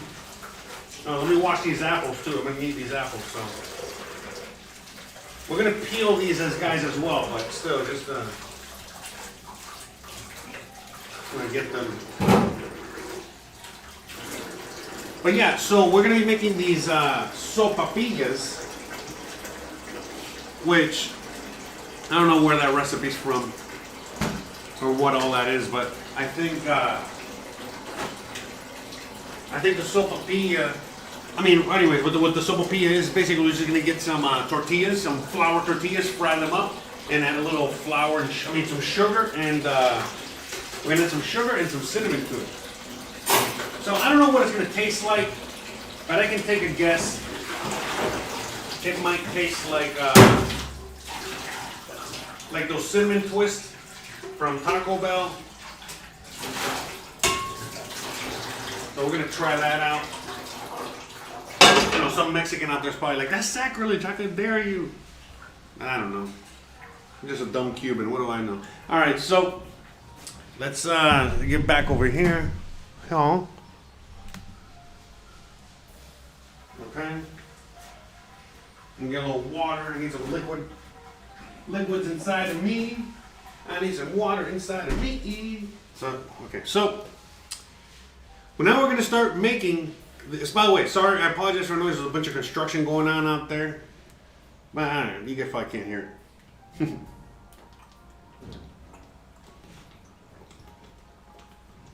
it.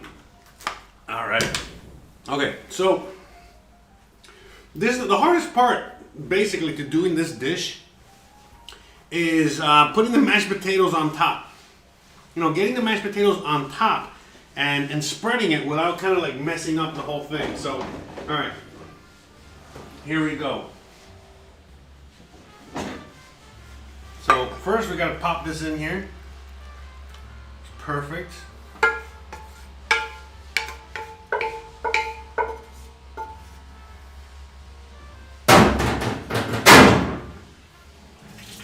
Alright, so we're going to just spread this guy. And again, you know, we need to leave some space. So we're going to push this in here.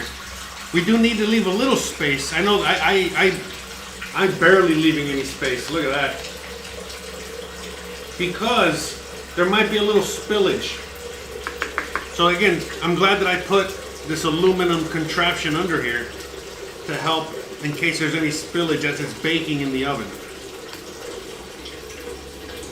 Look at that. Looking beautiful. And so now, you know, here's the hard part because like I said, you know, you want to, you know, you got to get all this on there. All right. And, you know, spread it. You see? Yeah, I think I did too much there. You know, without, so my delicate skills are going to be put to a test here. So we're going to try and cover this as much as we can. All right.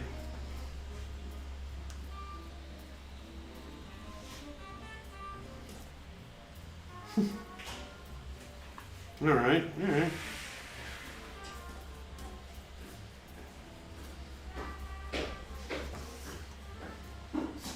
You know, wish me luck.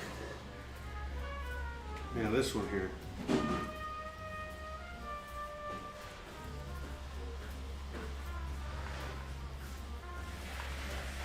Yeah, by the way, this is not that easy. This part is, I know I'm making it look easy, but, see, there we go.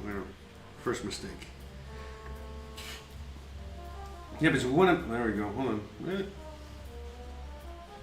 We need to make sure it comes out smooth. Smooth operator. Okay, meaning, you know, all we want is mashed potatoes on top. Nothing else sneaking. We don't want anything else sneaking. There we go. Got a nice little tight seal there. All right, all right, all right. We got it. I think we're doing pretty good. Keep forgetting it's not a good idea. All right, there we go.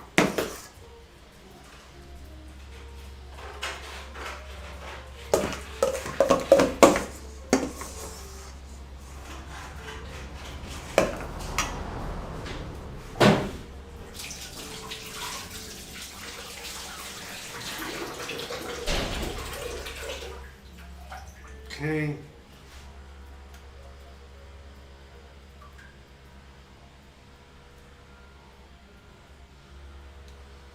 Yeah, I'm concentrated, man. That's why I'm all quiet here. I'm trying to make sure I get this right. It's gonna be hard here on the edge. That's okay. You know, this is home cooking. Look at that. I think we did a great job. Look at that. All right, this went a lot better than what I thought. I'm not gonna lie. I was worried. This is the part I was most worried about. I couldn't sleep last night because I was thinking about this. I keyed. All right. Oh, see, look. Gotta make sure. Careful.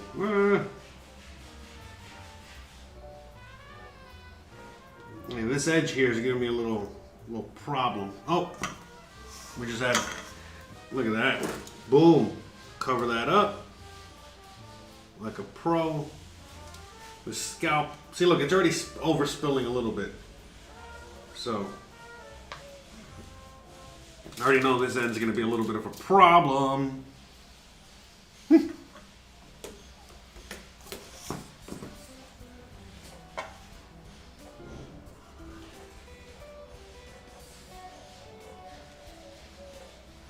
that's it. I think we got it.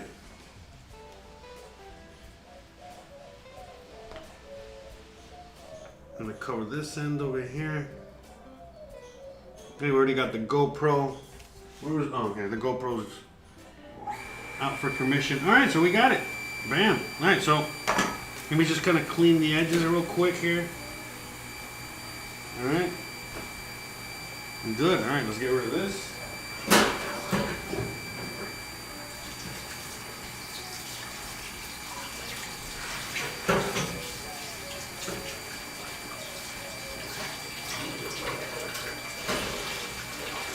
Okay. So now we can do a couple of things. You know, depending on how your mashed potatoes came out, depending on, you know, what the next thing you're gonna do here. So I'm just gonna use a fork, all right? I think you guys can hear me. Sorry about the noise out there. And just gonna get a fork, all right, and just drag it, as you guys can see, like that.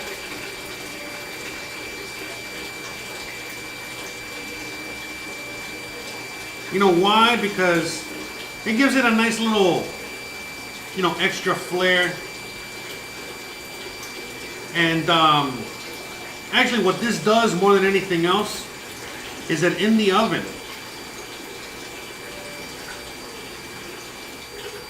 while you're in the oven here,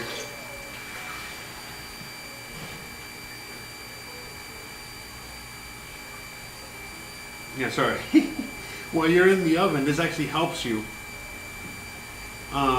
When it comes to like adding even more crispiness or awesomeness to what the top of this would be, you get what I'm saying? Because you're adding more surface area, because you see now there's all these little crevices, and they're all going to be able to have the opportunity to reach maximum crunchiness and yumminess and gooey and goodness and all that good stuff. So I think we did a pretty good job there. Not gonna lie, looks pretty awesome, right? Yeah. Off camera there, we're gonna pretty awesome. Thumbs up of approval. Okay, so So we got the oven on, all right?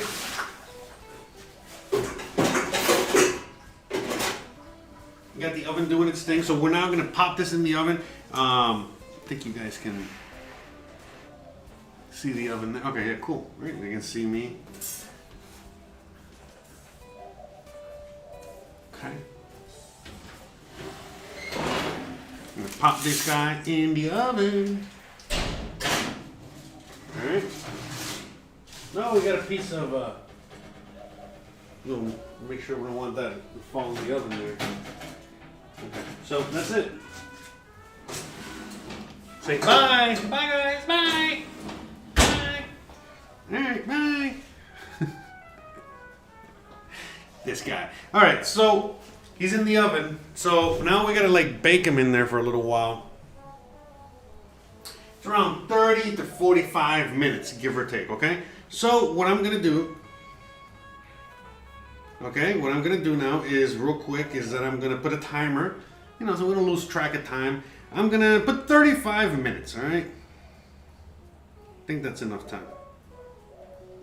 Okay. And okay, we got the apple fritter thing. Okay, so let me get the GoPro relaunched over here. So 1 second. Shout out to everyone in the chat. Shout out to everyone out there.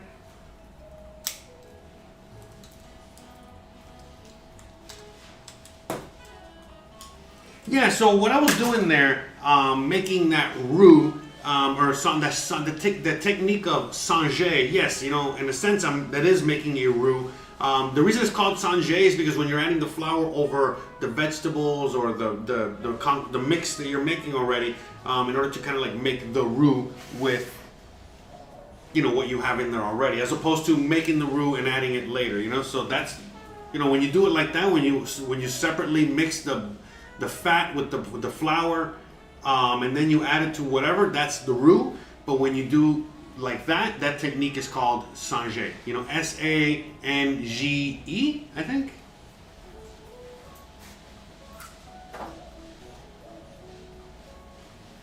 And again, you know, these are all just fancy cooking terms. You know, the fancy cooking. This guy think he's better than us because he can talk a certain way. No, it's just. In fact, in most kitchens, you know, you have people from all over the world, you know what I mean, in there, speaking 30 languages, especially the big kitchens, you know, big professional ones. I mean, imagine like a cruise ship, you know what I mean? There's like people from all over the world there, in the kitchen. So how the hell do you think the people are going to communicate with each other? You know what I mean? So, you know, they have to speak a common language, and the common language of the kitchen happens to be French, you know, believe it or not. That is the truth. Everyone speaks some sort of French in the kitchen, whether they admit it or not or have any idea. That's the truth. All right. It's a terrible song. Terrible singing. You won't win. My God.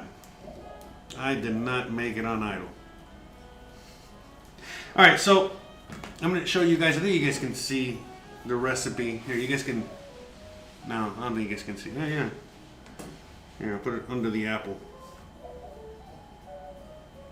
You guys can kind of look at the recipe there for a minute. I was gonna say, you guys can look at the recipe while I get the GoPro connected. I was like, man, but I gotta connect it with my phone. Don't.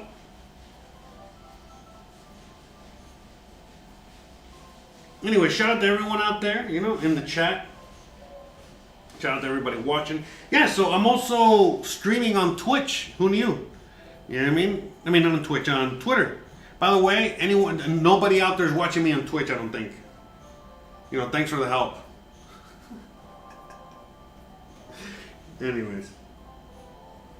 Yeah, Twitch is, I mean, to me, it's far superior because it's also, like I said, the delay is less. So basically, you know, whenever I'm doing anything, you know, there's such a, you know, the delay is only like a few seconds as opposed to like 30 or 40 seconds, you know?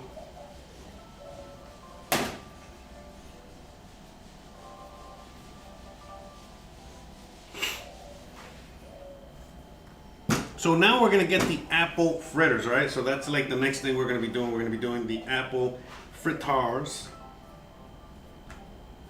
Now, 1 second. Let me just do something real quick.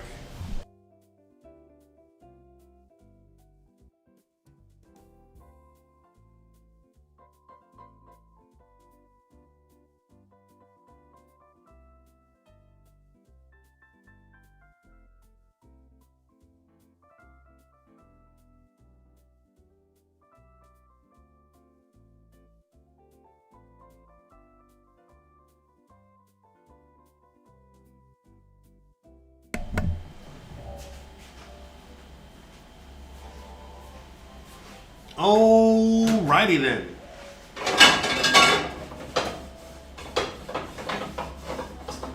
Alright, so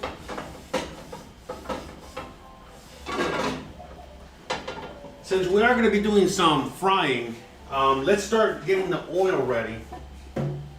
Alright. See, I'm trying to figure out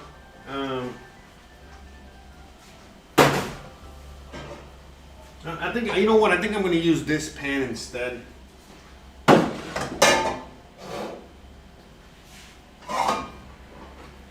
And I'll just fry a few at a time or something. I think because that way so I can use as little oil as possible. So this is just some fry oil that I've, alright, still smells good, right? That I've used. It's a mixture of, alright, I'm definitely going to probably need some more in there. No, this is fine. I think this will be fine. I was going to make some small apple fritters. But yeah, because I don't like using any oil, man. And so like I don't want to bust out the brand new coconut oil yet. I don't want to mix it with this oil. But yeah, like I'll buy like some cheap olive oil. You know what I mean? Like good olive oil, but the cheap, the light cheap kind. And I'll mix it with some coconut oil, and then that'll be kind of like my fry oil. Because that's, I mean, those are the only those are the only plant oils that I'll use. I can use like, man, do I need pork fat for the next few days? I don't know if I need pork fat. In fact, I don't know. I gotta figure out the whole concha situation. See how that's gonna work. But I think that's gonna be fine. We're just making some fritters, and I don't know if I'm gonna need that so much oil in there, anyways, to begin with. I'm just trying to see what else I got. You know what? I'm gonna throw this away anyway. This oil, you know, regardless. So let me just add a little bit because I'm gonna need to fry something tomorrow anyway. I'm gonna add a little bit of this horrible vegetable oil, all right? Just a little bit in there. Just to, you know, bump it up a little bit so we can get the frying. You know, it's okay every once in a while because I'm not like a super hardcore, you know, like, oh, you can't, you know, have this or that. You know what I mean? Like it's just if you can avoid it, it would help a lot. It will help your body will thank you later. All right, so real quick, you know, what we're going to be doing now is let's start getting the thing ready. Let's not waste any more time. Okay, so real quick, what we're going to do is, let's do it here.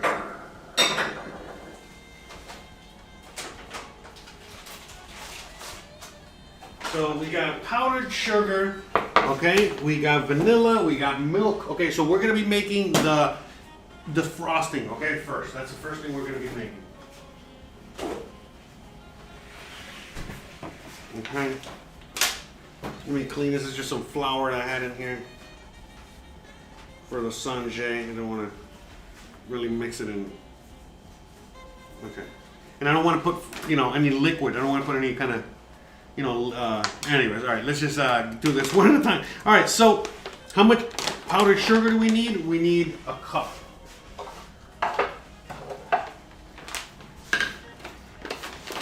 A cup for the glaze.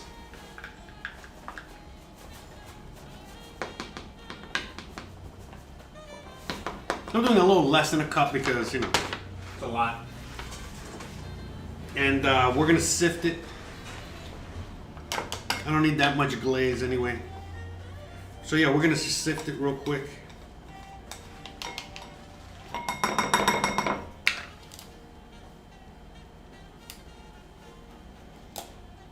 So yeah, we're just making the frosting real quick, okay? This is the frosting for the apple fritters, but I just want to get this done and out of the way. So we're not fussing with it later. But yeah.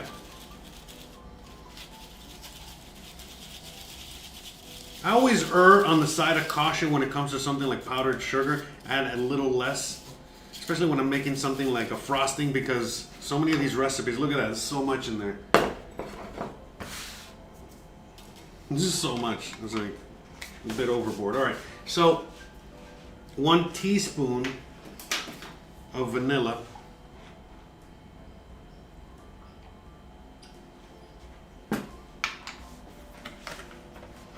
Okay, and 3 tablespoons of milk. All right, so 1,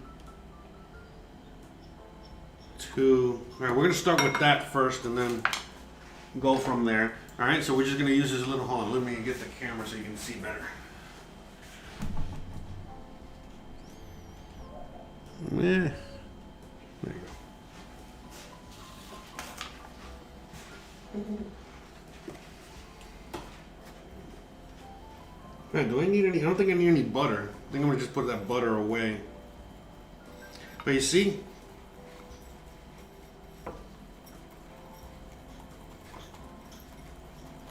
so it does. It is gonna need a little bit more of that powdered sugar.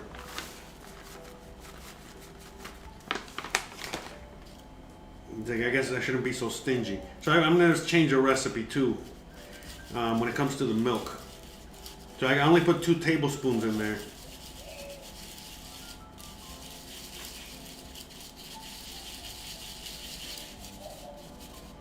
Okay.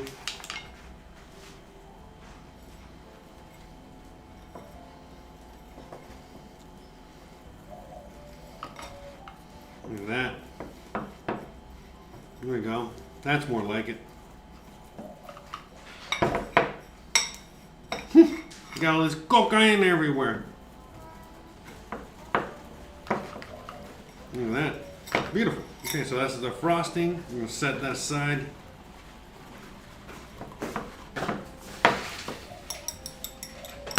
Give it a quick little tasty taste. Mm-hmm.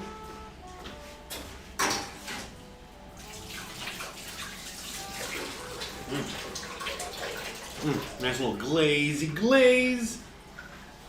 Flavor Flav. Okay. I don't need any butter for this, do I? No, right? I don't. Okay, let me get rid of this butter then. No butter. No more butter today.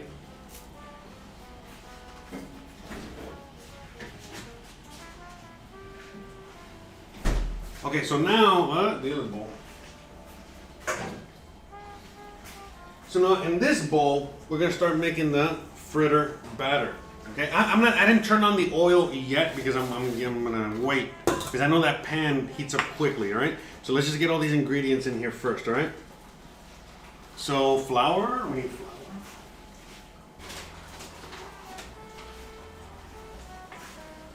Okay. So 1 cup of flour. So we're gonna sift it, you know, to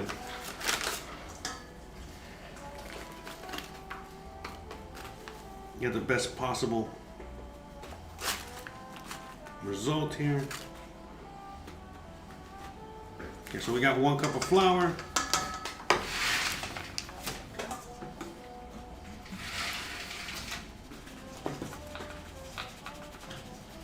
Okay, we need, what is it? Baking powder, more powdered sugar. All right.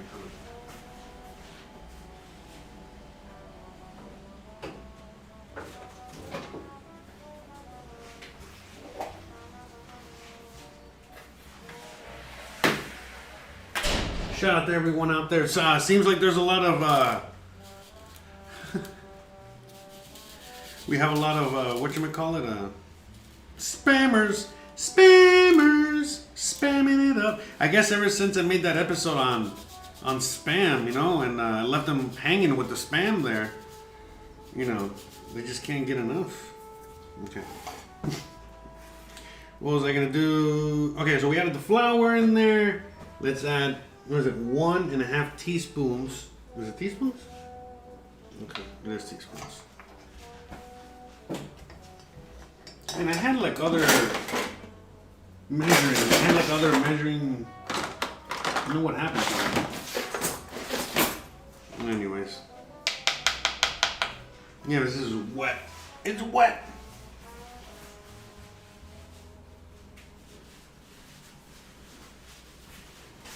Okay, so 1.5, so I gotta use 3 of these. So I like to sift everything, this included, okay? So 1, 2, so 1.5 teaspoons, 1/3 of a cup of powdered sugar.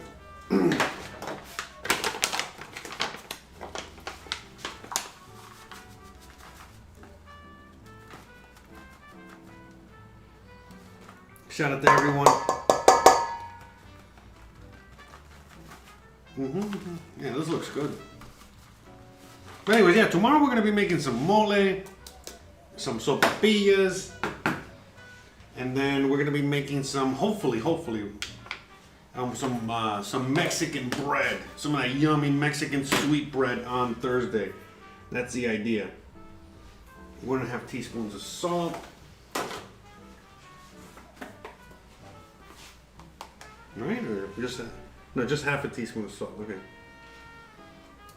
That's what I thought. I was like, yeah, that's a bit much salt. Oh yeah, 1 teaspoon of cinnamon. Cinnamon.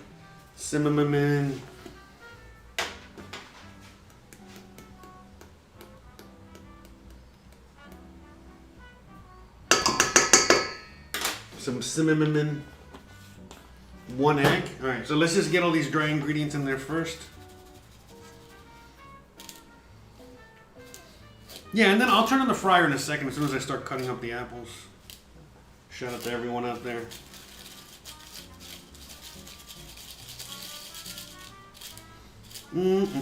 Apple fritters.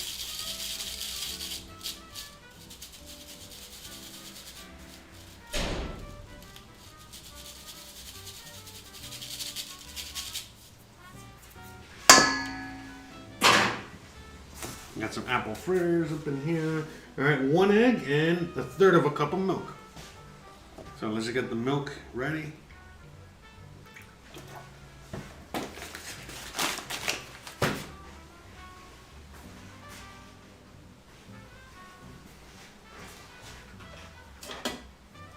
Okay.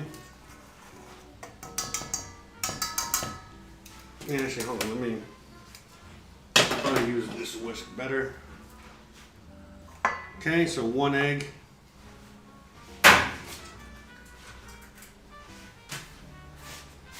Okay, just give it a quick little,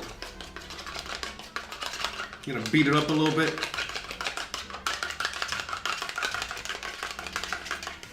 Before you mix it in there.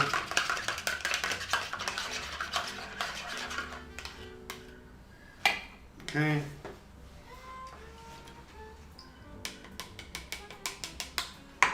Okay, mix it in with the milk. I think that's it, right?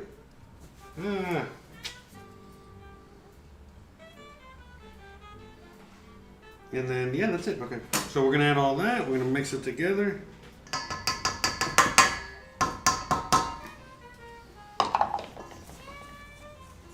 And make that batter.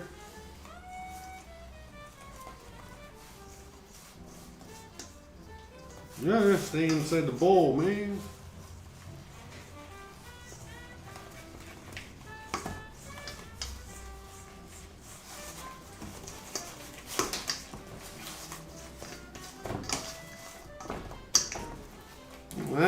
That looks like a batter.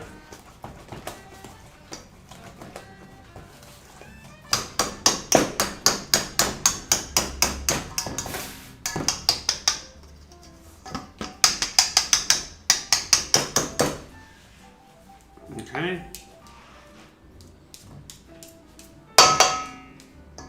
Awesome. All right, so let's just clean this up real quick.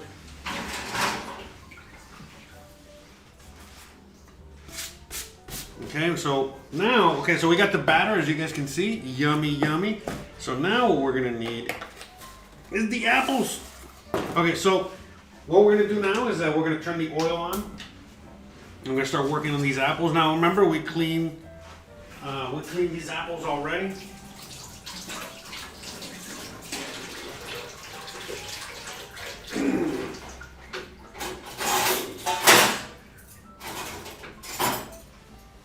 We cleaned these apples already, so we're just gonna give them a quick little. We're gonna take that peel off.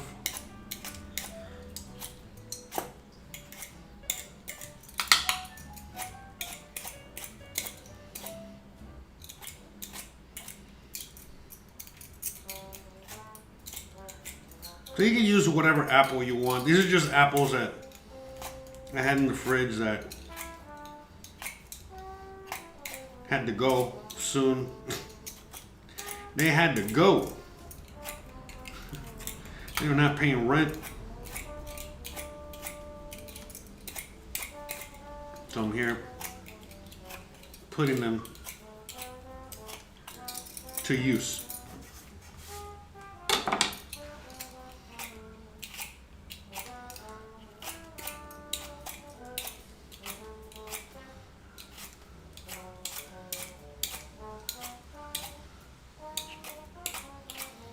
A lot of peeling today. We have peeling apples, peeling potatoes.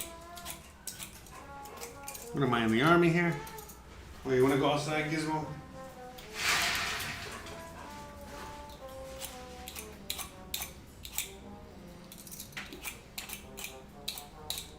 Doo-doo-doo. And by the way, you can use as many apples as you want. I think this is plenty. Right, so let's say we're gonna peel. We already peeled them, and we're gonna chop them up real quick. All right, we're just gonna core them.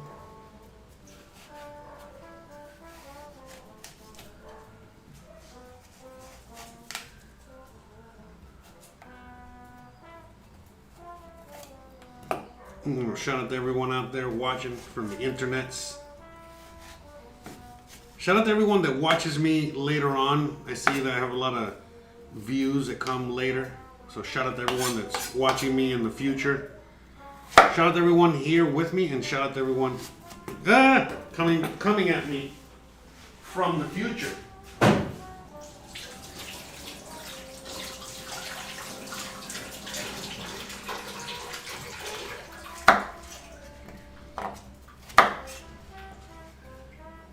Okay, I'm gonna core these guys.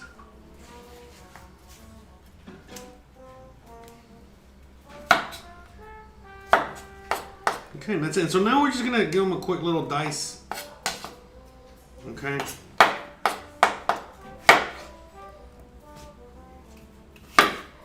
You know, nothing crazy here. It's a quick little.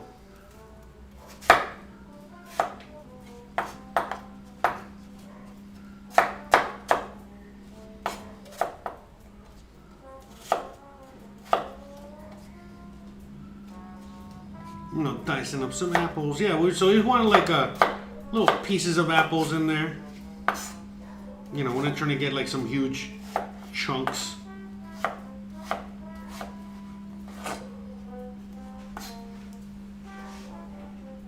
Okay, we got the oil going back there. Want to make sure it doesn't burn. These apples are sticky, icky here. Jesus. Come on. Cutting the apples for the fritters.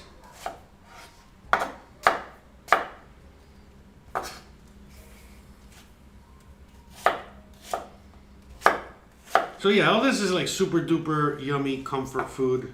And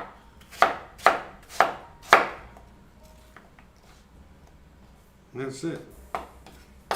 So I was gonna get these apples and just toss them in the batter. All right. Easy peasy. So we're gonna use, in this, because I'm turning the fryer back on, all right? So you guys can see there. Let me get the GoPro over here so you guys can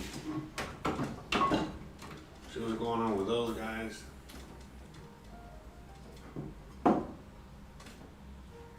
All right. Switch it over.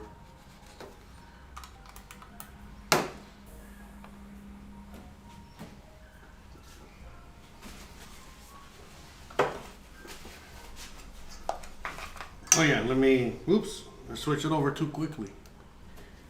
All right, so see, we're just gonna mix this up.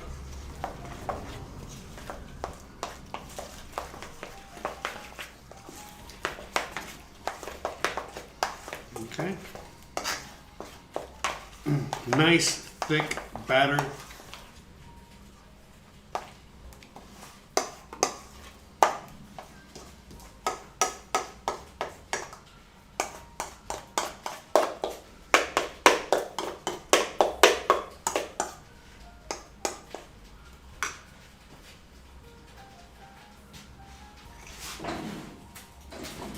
Just checking on the oven there. All right, so let's go to the fritter station.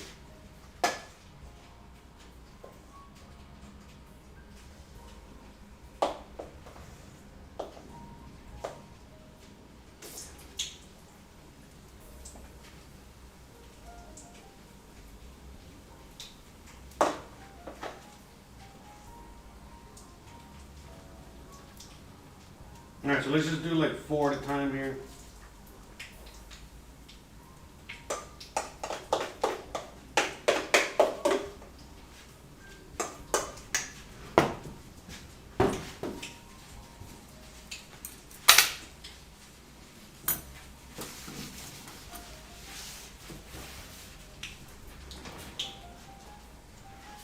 All right, I'm gonna turn it down a little bit so it doesn't burn or anything.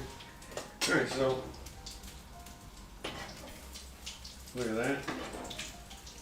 All right, so I turned them down.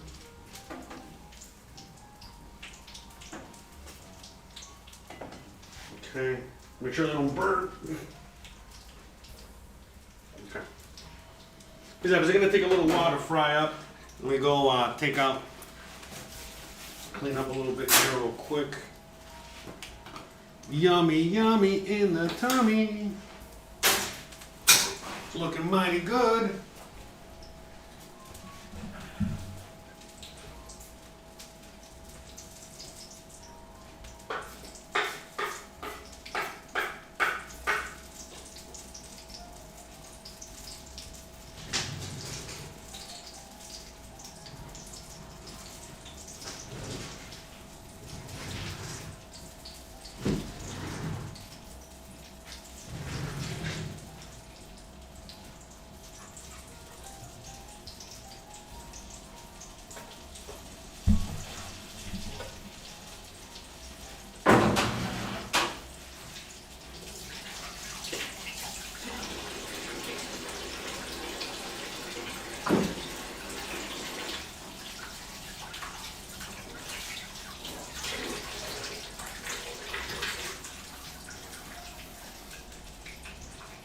Alright, so we're frying these guys up here.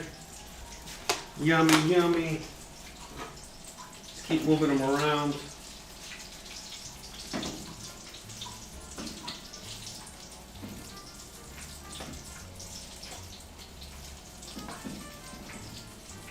This looks so good.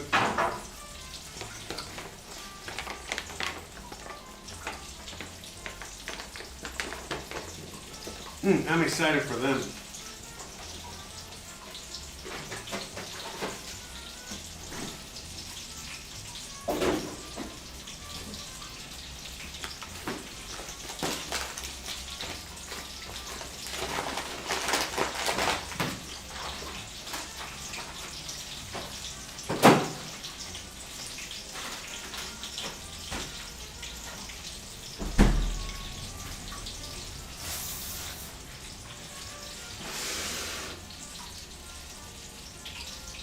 Alright. Just want to make sure. Alright, cool. Got the back. Okay. Alright. We got all the cameras working there. So yeah, we're frying these guys up. We're gonna fry them up in 2 batches, alright? Let's take a look real quick. Let's check this guy out. We still have, how much time we got on the timer? We still got, oh, okay, it says 6 minutes. Okay, so this guy's almost done as well. No, we still got a ways to go. So, yeah, I want to brown the top, but I don't have a broiler. I need a better oven, so, you know, we're going to work on it. But, yeah, you see it's already spilling on this side. Couldn't get a tight enough seal there. That's okay. So I cranked up the heat, okay? I know we're going to be needing more time there.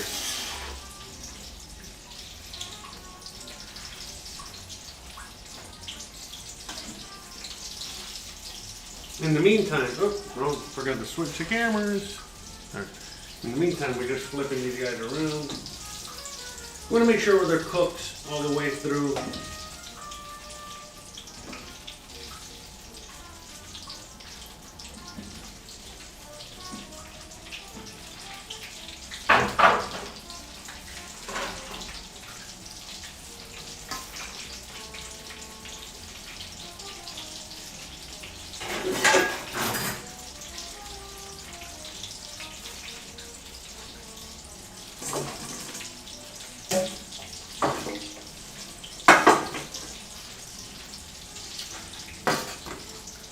Oh no. Well, what happened? Oh, Did the camera die? no, okay, alright. Alright, it was like it went black for a minute there. Yeah, so we got the shepherd's pie in the oven, and we're frying some apple fritters right now. So shout out to everyone out there.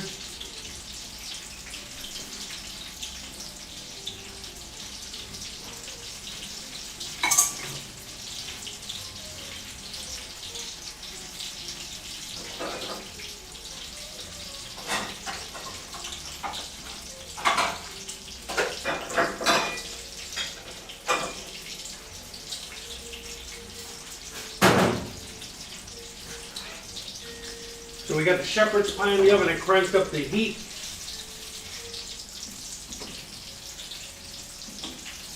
We got these apple fritters doing their thing. So, I mean, remember, we are looking for a golden color, as you can see there, okay? But, you know, again, we've seen, look how big and floofy they've become, you know? They become nice and floofy. So we got to make sure that they're cooked all the way through. All right. And I've already got my pan here ready. So actually, over here, I got a little contraption that I made with a wire mesh and this, so that way when I take them out of the oil, I can drain them.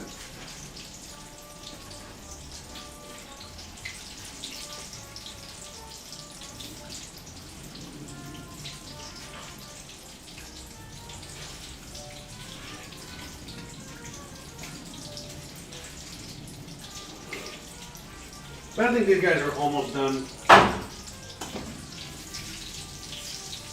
Flip them one last time.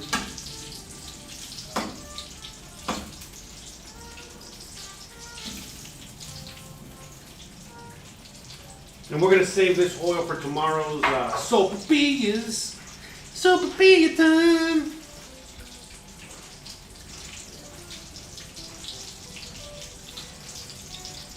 Yes, sir. Yes, sir. Yes, ma'am. Yes, ma'am. Shout out to everybody in the chat. Shout out to everybody watching out there. Shout out to everybody watching now, in the future, in the past, whatever. Okay. So now we're gonna take these guys out. All right. Let's pop them in here. Again, this is like my little makeshift, you know, thing so that I can drain some of the oil. Man, they smell so good. Yeah. The wife approves. You want to try these? Let me get a Yeah, so I'm putting them on the side real quick. I just want them to drain a little bit, but I still want them to be hot. All right. So, all right, we got this still going. Let's drop the rest of these guys in there.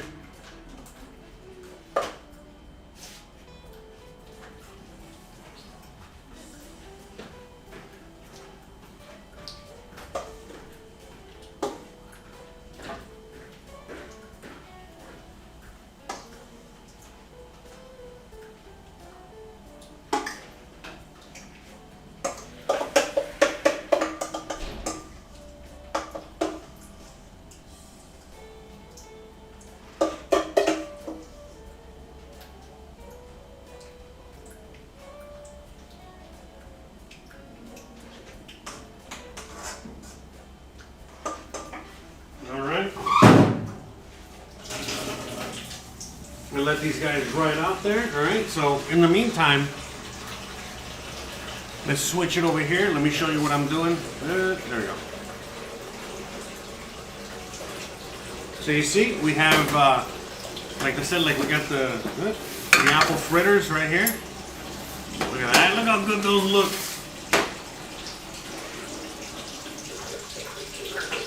All right, so we're gonna pop them here. All right. And we're going to cover them. This is so hot. But now we're going to cover them with, look at this, the delicious icing.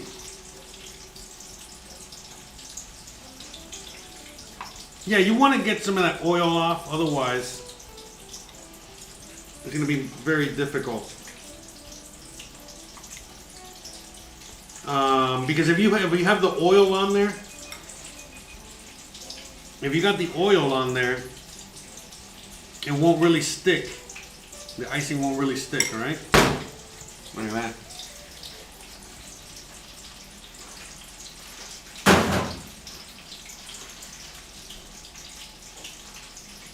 Man, okay, I want to try one of these. I can't wait. These are very hot.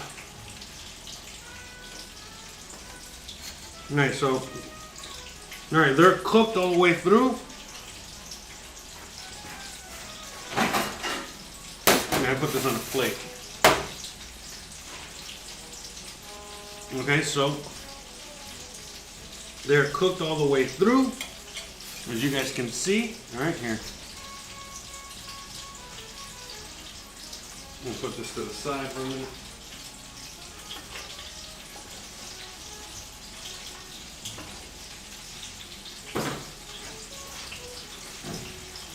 Oh, sorry, got so much sticky stuff on me. All right, let me switch back real quick over here. Hold on. All right, so we're gonna flip these guys real quick. All right.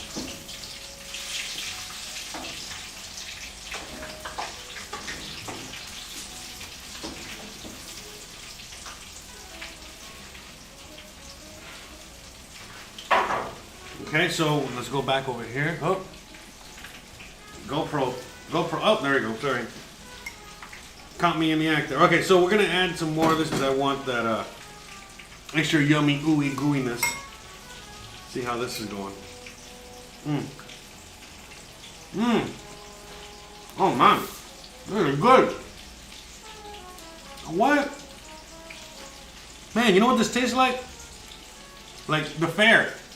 This tastes like the fair. Oh my god.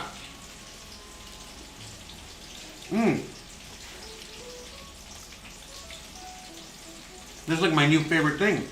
I'm gonna save this for Christian, huh? Get it down.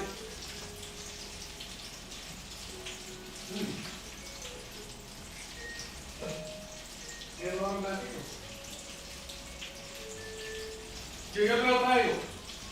Yo te lo traigo. No. Alright, well, she's gonna come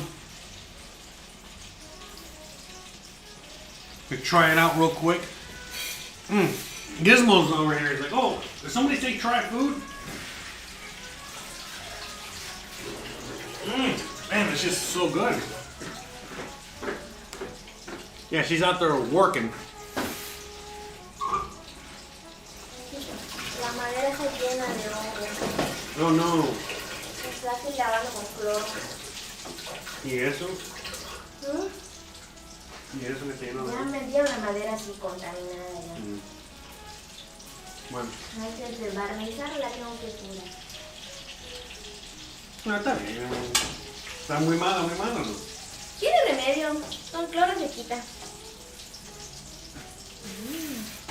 Es lo de manzana, ¿verdad? Yes.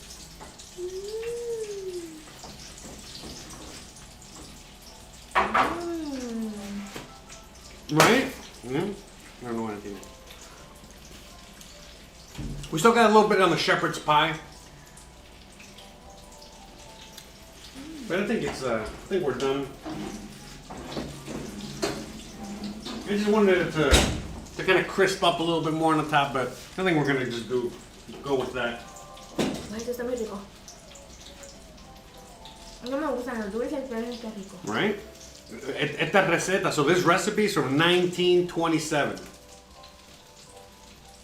It's like almost 100-year-old recipe. So good, right? So simple too. But doesn't it taste, for me it tastes like the fair. I mean, right, man, tiene un sabor así como Sureño. like cuando vas a la feria o algo así. Pero digo sureño. Yeah, very southern. Yeah, it's a super southern dish. It's like a 1,000,000% southern dish. The lady, I was watching like a video, you know, the lady was making the recipe, and she was like, oh, Sonny, oh, you better believe, you know, she looked like, you know, grandma from the south. So you already, as soon as I saw the video and I saw who was cooking it, I'm like, oh, this is going to be good. This is definitely going to be good. And sure enough. Muy rico. ¿Puedo So- comer otro? Hmm? ¿Puedo comer otro? Yeah. Go ahead. She's like, can I have some more? I'm like, yeah, of course. You can have as many as you want. Ay, está muy rico. O sea, Okay. es que igual le vendría bien azúcar glass espolvoreada. Well, no, that's what it is. Okay, so these guys, they're almost done over here, so I'm gonna keep an eye on them. In the meantime, let me take out the shepherd's pie, so you guys can at least take a look at that. We're gonna let it cool down for a bit before we serve it up.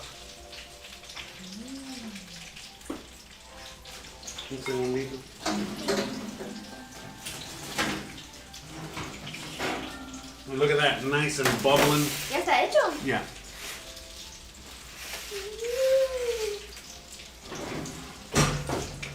Ay, queda abierto el horno. Look at that. Wait. Okay. Just trying to figure. I'm doing this so I can see with the camera. I'm gonna move this so you guys can see. Look at that.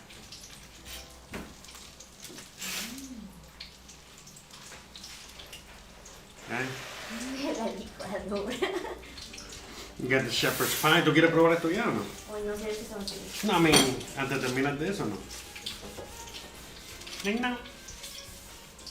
It's like I go to her, do you want to finish, you want to wait to finish the sweets before you, and then you want to try the shepherd's pie? It's like, no. I'll eat this and then eat that. Alright, No, so. es que no quiero quemarme en cámara. No, she doesn't want to get burnt on camera. Like, these guys are getting burnt. No, actually, they're not getting burnt. They need to, like, I don't want them to be raw, you know what I mean? So, I would rather them be a little extra brown, you know what I mean, which is totally fine.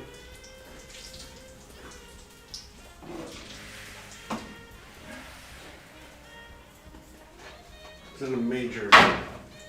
not a major loss, all right?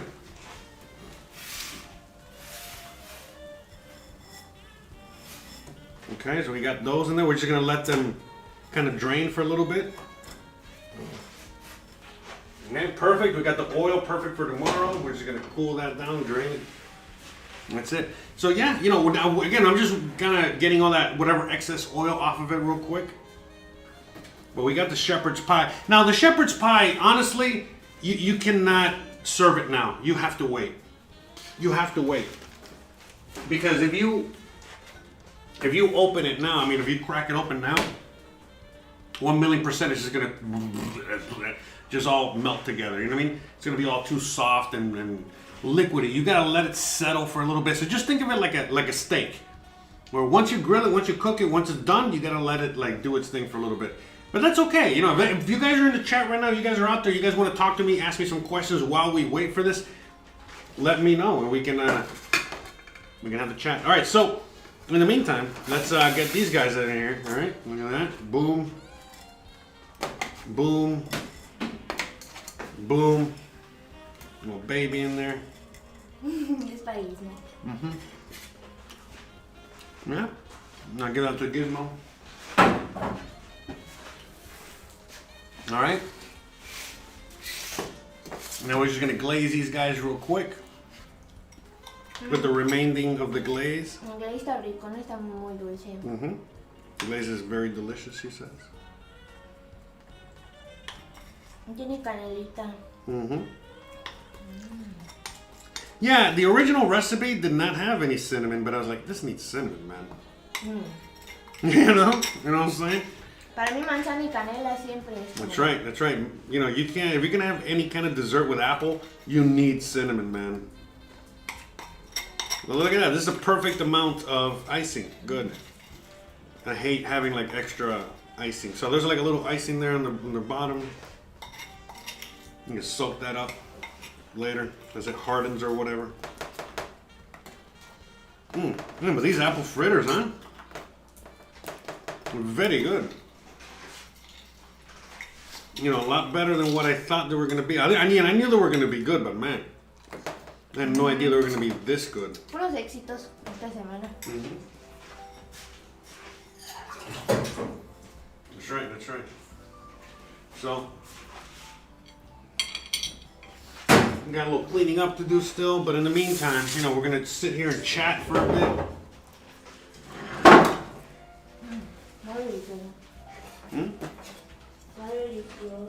There you go. This is delicious. Alright, so we're gonna have all cameras. I'm gonna wait for this to cool down. In fact, let me turn the fan on now. Help with the cool down process. So yeah, this right here is super hot. You gotta be careful. Shout out to everyone out there in the chat.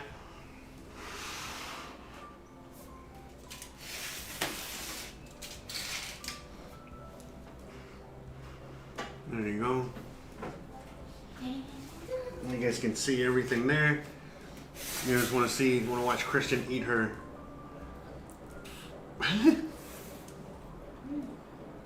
Yummy, yummy.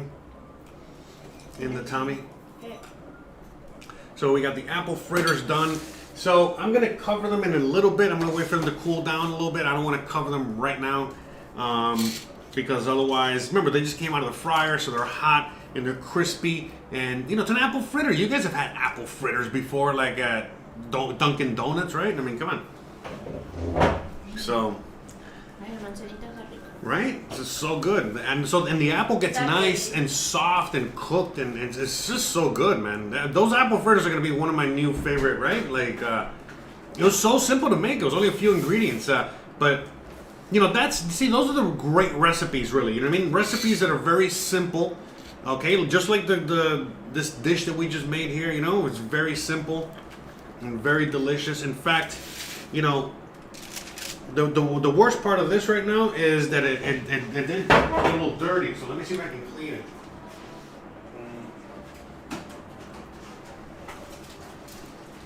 Because the bottom of the shepherd's pie here, it over spilled a little bit.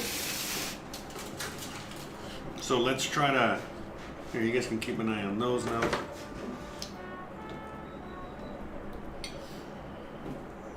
Yummy, yummy, right? Yeah, give that to Gizmo, yeah. Give me? Yeah, he's like, I thought you'd never ask. They'd never. Oh, you don't like it? Well, maybe he doesn't like it. Whatever.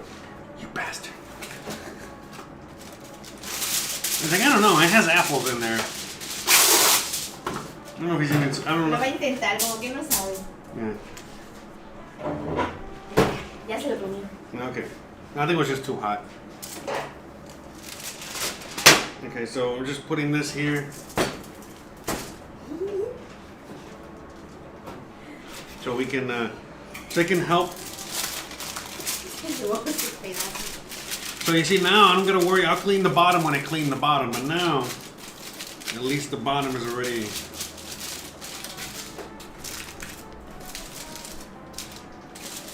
You know?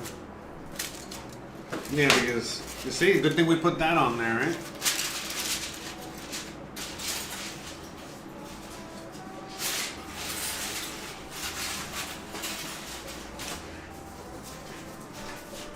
How does it smell, huh? Smells good? Sí.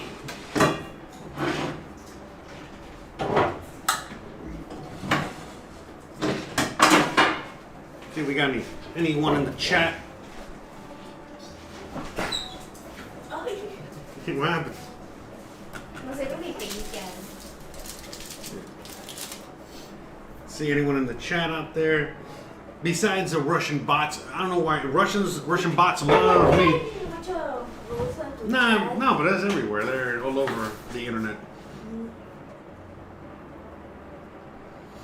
Shout out to Lodak.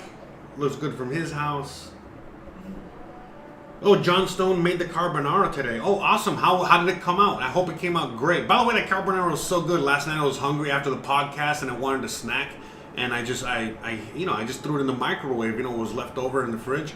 Man, this shit was really good. Usually carbonara is, you know, dead after. You gotta eat it immediately. It's very rare that it comes out still good the next day. Man, but that technique that we did yesterday, where we got just the egg yolks and we added the hot pasta water to the eggs with the cheese to get that going. I mean, as soon as I saw the Italian guy do that, I was like, man, that is a technique, because that's a technique that you would normally use, when you're making, like a custard or anything like that, where you would be tempering the eggs, to bring the eggs up to temperature without cooking them, so that way they can do their thing, So a lot of times when you're making a custard or anything in that kind of like same, situation with that, that's how you would add the eggs, to the warm milk, to the custard, in order to get that going. So, I got Cindy Thompson saying, hello, Christian. Cindy Thompson says, I never had apple fritters before. She says, hola. She says, I never had apple fritters before, but I have a bowl full of apples, so I may try these things. Had my BLT sandwich today since it was craving them since you made them. Oh, awesome. Yeah, that BLT came out really good, remember? Yeah. Yeah, these apple fritters are freaking phenomenal. I mean, I've always had apple fritters. I mean, how about this? Aren't apple fritters traditionally called like bear claws or something? Or is that like something different? But I mean, this is like an apple donut. I mean, I've had apple fritters before multiple times. I've never made them before. I didn't know it was this easy. But yeah, these are, I don't know, I guess. En México le decimos, bueno, hay un postre similar que se llama buñuelos.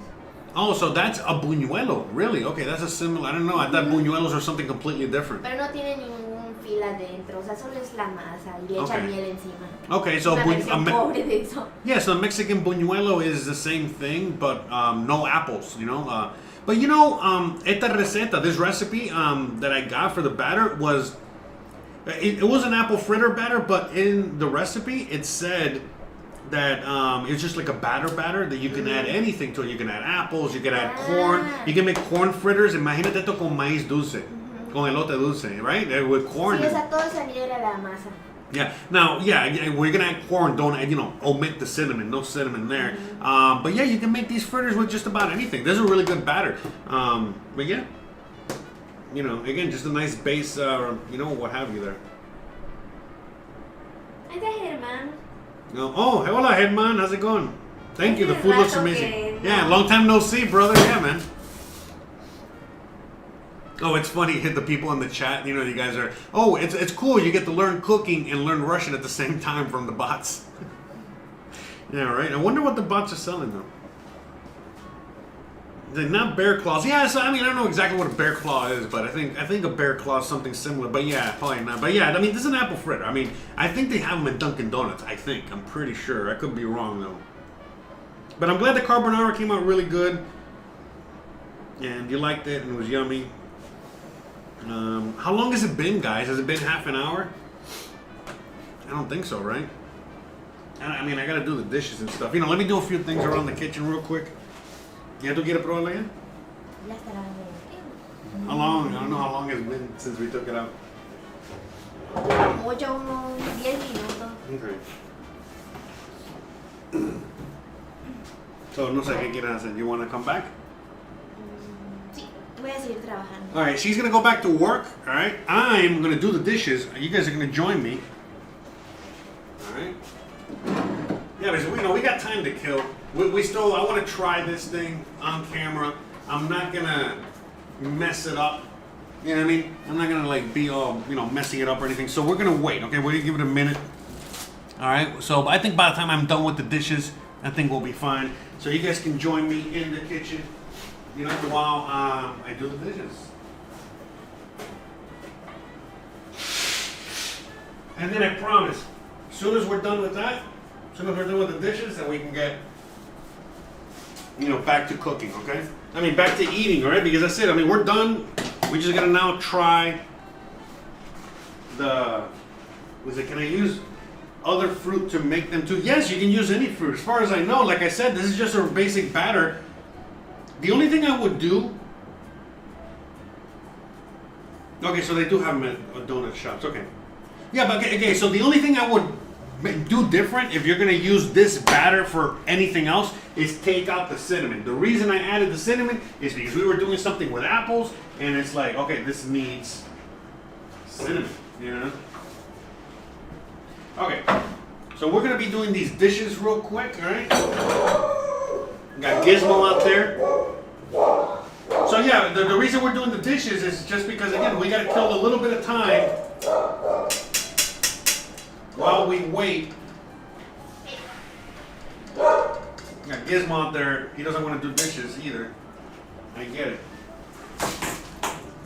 But yeah, you know, we gotta do that while we wait for the shepherd's pie to cook down, which is what you would probably be doing anyway if you were at home. Okay?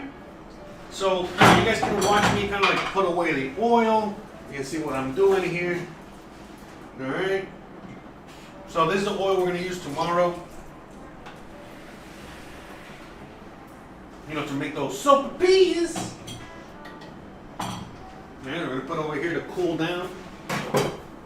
Now this shouldn't take too long to cool down because again, it's cold weather out there. So, you know, just bear with me. Give me a few minutes, like 5 minutes, so I can make 10 minutes. You know, so I can do all these dishes real quick. You guys can watch me.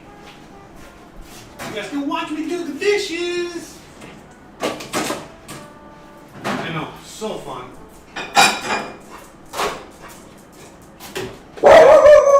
Gizmo. He's chasing these cats. Bro, he's like, I think the cats are telling him to go after himself, and he's like, man, fuck you, man. No, fuck you, bro. No, F you, brother. It's my house. It's my time. I do what I want. So I think that's what Gizmo's up to there.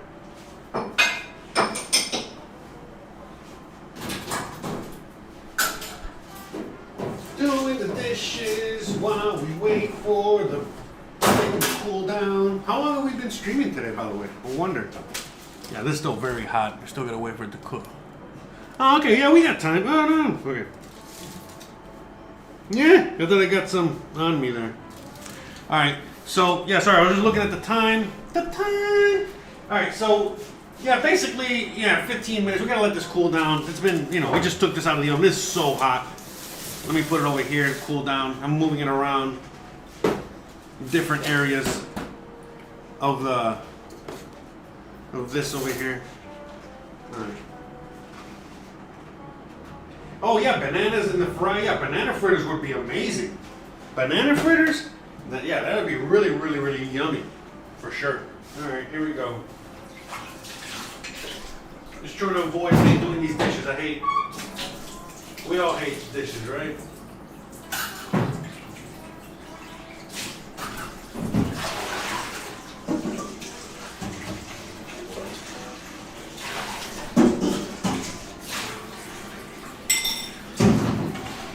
Alright, let's see how quickly I can do these dishes. By the way, if you guys have any questions, anything at all, let me, you know, you can ask away now, and I'll be able to answer them on air while we're trying the shepherd's pie. Alright, so go ahead and, so tomorrow we're making some chicken mole. If you guys want to make the chicken mole with me, just you can look at the ingredient list, all right? And by looking at the ingredient list, you'll know what you need, and you can go purchase it and be ready for tomorrow. We can cook together. That'd be awesome. By the way, I've never made mole before. This will be my first time. My wife has made mole multiple times, same as Grandma. But this first time I'm gonna try it. Wish me luck. Now, I'm not making mole 1000% from scratch. I am using a mole paste. But it's a mole paste that I got from, you know, I was able to get from Oaxaca, you know? So, it's actually an authentic paste, but I'm pretty sure no matter where you are in the you know, I guess the U.S. I don't know about the world, but no matter where you are out there, you should be able to go to, like, I guess the Latin section or the Mexican section or whatever, and find your version, you know, a cheap version of the mole paste, you know, that you guys can use, you know, or the mole whatever, you know what I mean? Like, there is like mole that kind of is like a pre-packaged, and now of course, the mole from the pre-package you're gonna get at the store is nothing like what I'm using. But again, you know, the real mole, which we're gonna do once, we're gonna do at some point on the show. We're gonna make mole from scratch, you know, at home. All right, and that's a process. That's like a big process. But we're gonna do that and attempt it. But tomorrow, we're just gonna go with the basics, okay? And we're just gonna do a quick, well, as quick as you can make mole at home. So it's just gonna be chicken mole, all right? You know, you can make it with beef, you can make it with pork, you can make it vegetarian, you can make it with beef, pork, chicken. We're just gonna make it with chicken. But, you know, just to reiterate, all a mole is just a sauce. It is a Mexican version of curry, but it's not curry. It's nothing like curry. It's not anywhere in the vicinity of curry. If a Mexican even hears me say that, I'll probably get stabbed and shot. So, but, you know, for us Americans out there, for us gringos that don't know what the hell, that's basically where it is. I mean, it's like a Mexican curry. It's a very, very, very complicated sauce that is Mexican, 100% strictly Mexican, and it's just amazing. And they have all kinds of moles. You know, they got sweet moles, they got spicy moles, they got all kinds of moles. And mole, you know, comes with all kinds of things. I mean, like all kinds of ingredients. But anyways, let me not talk too much about that. Wait till tomorrow. We'll talk more in depth on the mole and all that.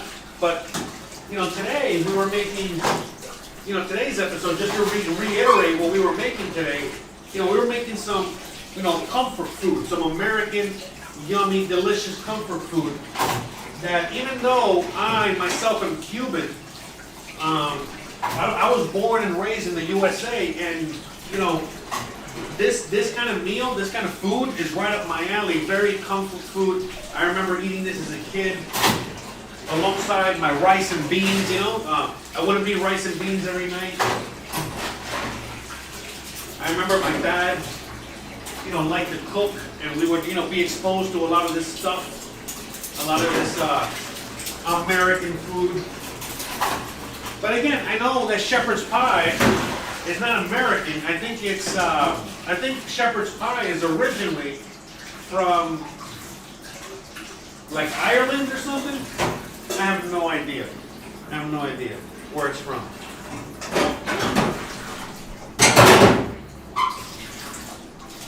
But, you know, shepherd's pie.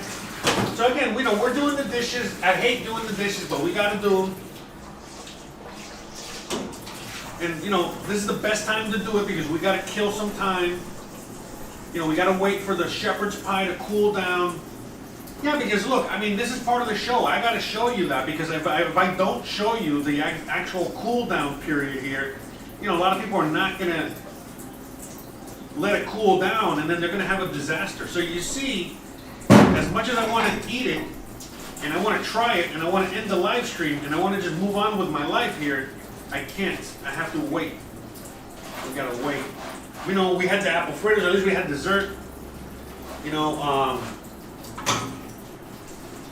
the shepherd's pie does look amazing. I'm looking at it from over here. It's mocking me. It's like it wants to. It's like, you can't do anything about not being able to eat meat. You're gonna have to suffer. It's like, what the hell? Why are you talking to me like that, bro? Alright, so hope you guys are enjoying the show. Hope you guys are enjoying the hilarity, the insanity that is this show. What is this show? It's just my dumbass cooking for you, having fun. By the way, on the podcast, so we're doing, you know, I don't know if you guys know, I've been doing a podcast with my friend for a while now, and you know, we had a little bit of a powwow last night. And we are going to make a very hard turn on the podcast. We're going to start gaming on the podcast because, you know, why not? You know, this is all fun. You know, we've all realized that the more fun we actually have, no matter what we're doing, the more success we're having. So, in order to make the podcast even better and even more awesome and more fun and capture a new audience and all that jazz, we're actually going to be, you know, we're actually going to be streaming video games. So we're going to be playing some games. How about them apples, all right? Sure. Chug my coffee here so I can clean this as well.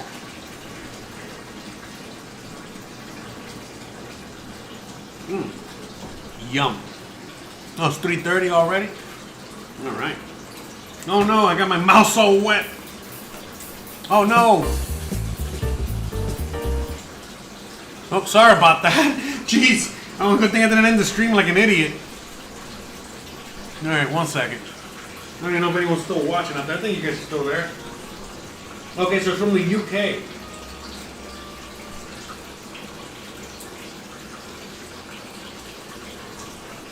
Oh yeah, so I'm glad you noticed I got my shoes on today. Yeah, it is to keep warm. It literally is to keep warm. Because it's a little colder than usual. And so I'm just trying to keep warm up in here. Also, I had to step out because I had to go get some potatoes and a few supplies, before I started the show. And then I just, I had my shoes on already, so that was already half the battle.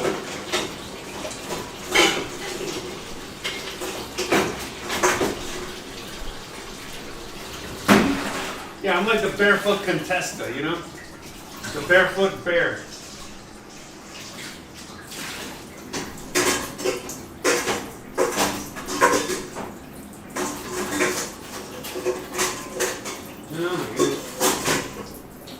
The barefoot bear.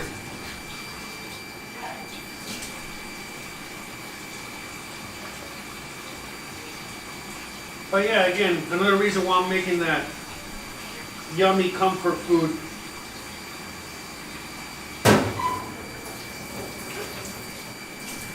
Another reason why we're making that yummy, delicious comfort food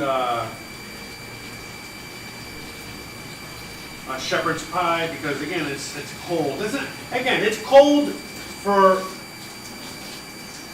the standards of where I live in. I live in like the Caribbean, in a sense. I know I'm in Mexico, but I'm closer to Cancun.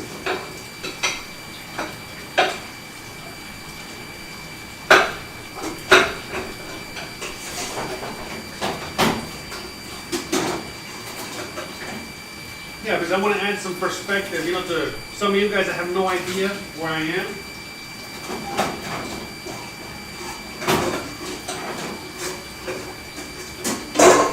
I know there's a lot of new viewers out there, and you guys always asking me where I film from, where I do the show from.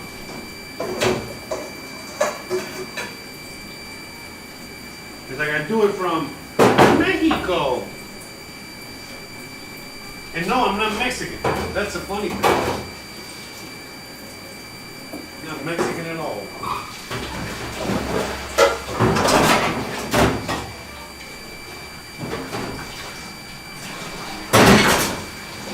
Yeah, almost done with the dishes. As you guys can see, that's why I'm showing you the dishes. So you can see the progress. We're almost there.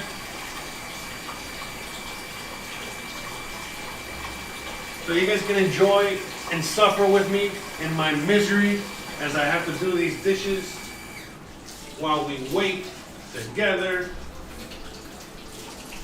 Because anyone that tuned in to just make the shepherd's pie and is making it with me, you guys already tuned out. But for everyone else that's here to have fun, to hang out with me, to be part of this community here. You guys are doing the dishes with me. You guys are helping me do these dishes. You guys are sending all the vibes, every vibe in the world, right? All the vibes that there are out there in order to help me get through this difficult period of my life here, this difficult period of time in which I have to do these dishes. And continuously entertain you guys at the same time. It is not an easy job. I just make it look easy. You guys make it easy as well, being the best audience in the world. So shout out to everyone out there watching me. Like I was saying earlier, you guys really want to support the show. Watch me on Twitch. Please, watch me. I would prefer if I get an audience on Twitch. I'm already growing my audience on Twitch, but as you know, YouTube is harder and harder every day to do anything on. while on the other hand, we have other platforms out there like Twitch, which are making it easier. Also, please, just share this video, especially if you're like on Facebook and you have like 100,000 friends and you're watching it on Facebook. Share it with all your friends. Share something a little bit wholesome, like some food. Oh no! All right. Sorry about that. Okay, camera's gone. All right, so we're almost done. Hold on a second. All right, GoPro is out for the count. But we still got a few more dishes here. We're not giving up. We're not giving up on this.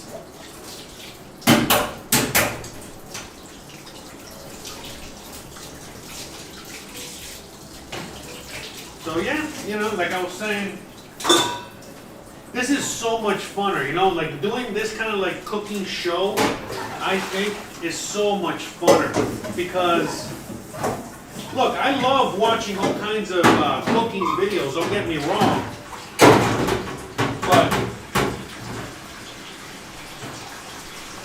those channels, with a lot of that fancy, those fancy shots, and all that fancy, camera shots and the camera, everything that's all super fancy.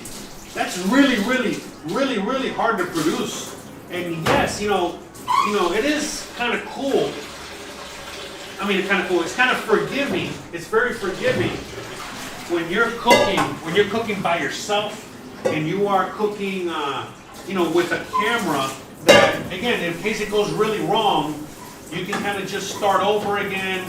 You can edit like a boss. There's so many things that you can do. But when you're doing things live, look, I'm sorry, man. This is very difficult, okay? And it's not for everybody. I've seen other people that do the live show, and a lot of people that do the live show are people that are just cooks, man, that have been doing this their whole life. And what do I mean? I don't mean like professionals. Like the lady that made the apple fritters, she does live streaming stuff, and you know why she can? Because that's, grandmama, that's been cooking since she was like 13, and she's already like 63, and, talking and conversing and entertaining, while she's cooking is no big deal. And everything just comes out perfect because of all the experience, of all the knowledge, all the years, all the practice, of so much, doing what they're doing. So, for me, I'm actually a professional cook, a chef, whatever, I don't even like saying chef anymore, man. I'm a fucking cook, all right? But anyways, by the way, I was a chef, what I'm just saying, but like, at the end of the day, I have a lot of experience in doing, all these things that I'm doing, and also, having a conversation and being able to multitask and do multiple things and cook multiple whatever and do it all live on air on whatever, because again, when you're cooking for a living, that's what you're doing. There's no cameras per se, but in a sense that it's like a one-shot deal. It's not like you have, when you're cooking professionally, the reason you get hired is because your batting average is so high that you have zero errors. You have very little errors when it comes to everything that you do, that you make sense to get hired because you're actually going to be there working, producing, and not costing money. You're not going to be costing money. You're going to be helping make money. All right? And what do I mean by costing money? Well, again, if you mess up once, it's a lot, okay? But people mess up all the time. It's normal. But the more expensive the ingredients, the more expensive the meal, the more all that stuff. The bigger the leagues, like the big leagues, the less you can afford to do a change. If you're playing minor league baseball, you can have a few errors in the game. You can have multiple errors. You can have God knows how many errors, right? But if you're playing MLB baseball, like Major League Baseball, you can't even have that one error. You'll have an error. Things happen. But you know what I'm saying. You don't be having more than one error type of shit. You know what I mean? You have more than 1 hour in a game, they're gonna sit your ass down. You know. So it's the same thing, man. When you're doing the big leagues, so I don't know, man. To me, this is a lot of fun. You know what I mean? Like if I had to choose doing this, like cooking professionally again and doing this whole thing, I'm like, man, this is what I want to do. This is fun. This is entertaining. This is taking it to another level. You know, this is a brand new thing. You're here live with me, an actual cook. We're cooking together. We're in my house. We're chilling. We're having fun. You know, we're interacting. You know, all kinds of things. You know what I mean? Like you know, so. Cooking stream. Yeah, there's a cooking stream. I see Bob Greasy or Sue Greasy in there. Yeah, there's a cooking stream. Yeah, we Monday through Thursday we cook. We're already at the end of the stream. You know, we were just doing the dishes and we were waiting for the shepherd's pie to cool down, and we're about to munch on that. We already munched on the fritters. These apple fritters, they're like bomb diggity. And thank you. Cindy's like, I like your show. It's real, and I can actually make your meals. I don't need over fancy. Yeah, and that's another thing too, man. You know, I'm trying to really make it like, you know, I make some fancy dishes up in there, but I make it as easy as humanly possible, man. Because it's just, I gotta be honest. You know, I know who my audience is, and you know who my audience is?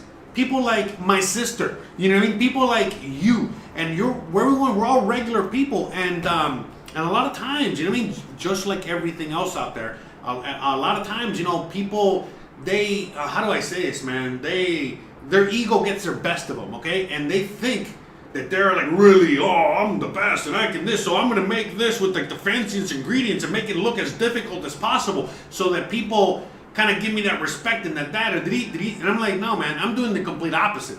Now listen, granted, if you don't know how to cook and you do try to do what I do, you're probably gonna fail miserably. I mean, and that's okay. I mean, when I first started cooking, I was horrible. You know what I mean? And oh my God, it was the worst. But that's not the point, man. You know, the point is that I am not here dumbing it down, and at the same time, I'm not here, you know, sugarcoating anything except, you know, my delicious apple fritters, right? But yeah, you know what I mean? I don't take myself too seriously because you know what?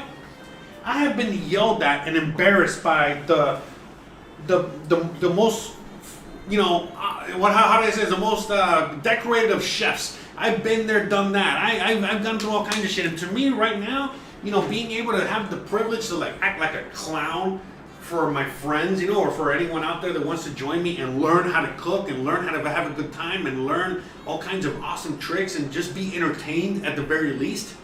You know, I would rather just do that, you know what I mean, as opposed to, you know, making, you know what I'm saying, like having a restaurant and everything that comes with that. I don't need all that adoration. I don't need all that love. I don't need, and it's not the money you think it is. It's just so much more work as opposed to what I'm doing now, which is tons of work. By the way, I work every day of the week. The 3 days that I'm off, you know, Friday, Saturday, Sunday, I'm trying to get the menu together. I'm doing all the back end stuff. I'm getting the descriptions. I'm getting I'm getting all kinds of things ready. I'm getting everything ready to go so that we can have an awesome week, just like it was a real restaurant. And this is so much more rewarding. And especially now that I'm doing it this way. And we just started, man. Remember, this is the beginning of the year. You know, we're going to take this to the next level. We're not going to stop. You know, we are going to have days off, weeks off, you know, because of, you know, we're human. But, yeah, we're going full throttle, guys. But anyways, thank you. I'm snacking on shrimp and cocktail sauce. All right. And apple fritters waiting for the shepherd's pie. All right. So, let's get to the shepherd's pie. No more waiting. We're done. Let me go check on the missus, you know. We can have her come over and get some... Oh, no, I froze the camera. Oops. Uh-oh. Spaghetti. 1 second.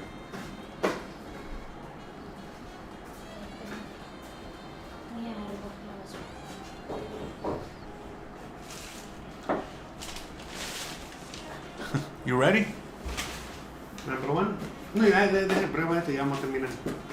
Alright, so we need her.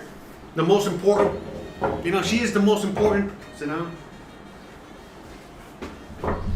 Get her some yummy goodness, alright? Drum roll, please, everybody. ¿Cómo se llama? El drum roll. Hey! All right, yes, thank you. All right, so let's get this. Let me see, we got the right. Okay.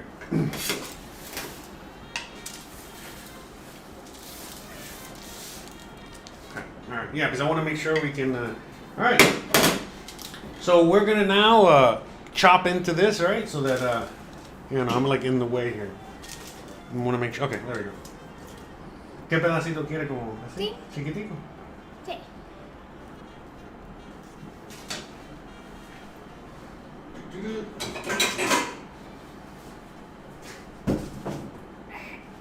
Okay, so here we're gonna cut it, because así también así chiquitico. Sí, sí, está bien. There you go. It's like a lasagna, guys. All right, so we're gonna cut around it here. Yay.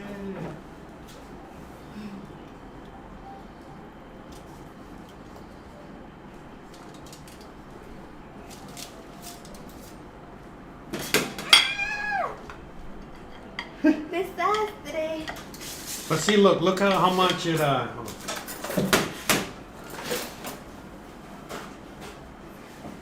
Yeah, because I've seen, when I was seeing other people make this. Yo creo que le falta enfriarse. No, it's fine. It's that's the way it's supposed to look. She goes, I think it needs to cool down a little bit more. No, this is fine. This is, so look at that. You can see there on the bottom camera. You can see there. Let me bring it. There we go. There we go. Look at that. And again, guys, this is a regular family meal. This is a meal that you would have, you would make for your family. Un poquito más, ¿eh? Nah, whatever.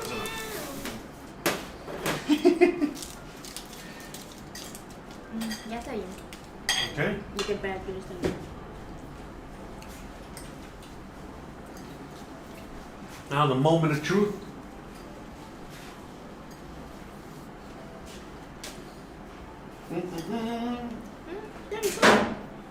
It's all right. Not your favorite. Here, let me try it. No es así como que diga, wow. Yeah, but she's never had this before. This is the first time she has shepherd's pie. So let me see. I gotta make sure it's good, or maybe it's Es not. carne molida con puré de papa. She's like, this ain't nothing. This is just meat and potatoes. I'm like, yeah, that's the point. All right, I'll tell you how these meat potatoes guys came out. Okay. Come on. Como cuando Lois hace pastel de sobras. It's really good. Oh yeah.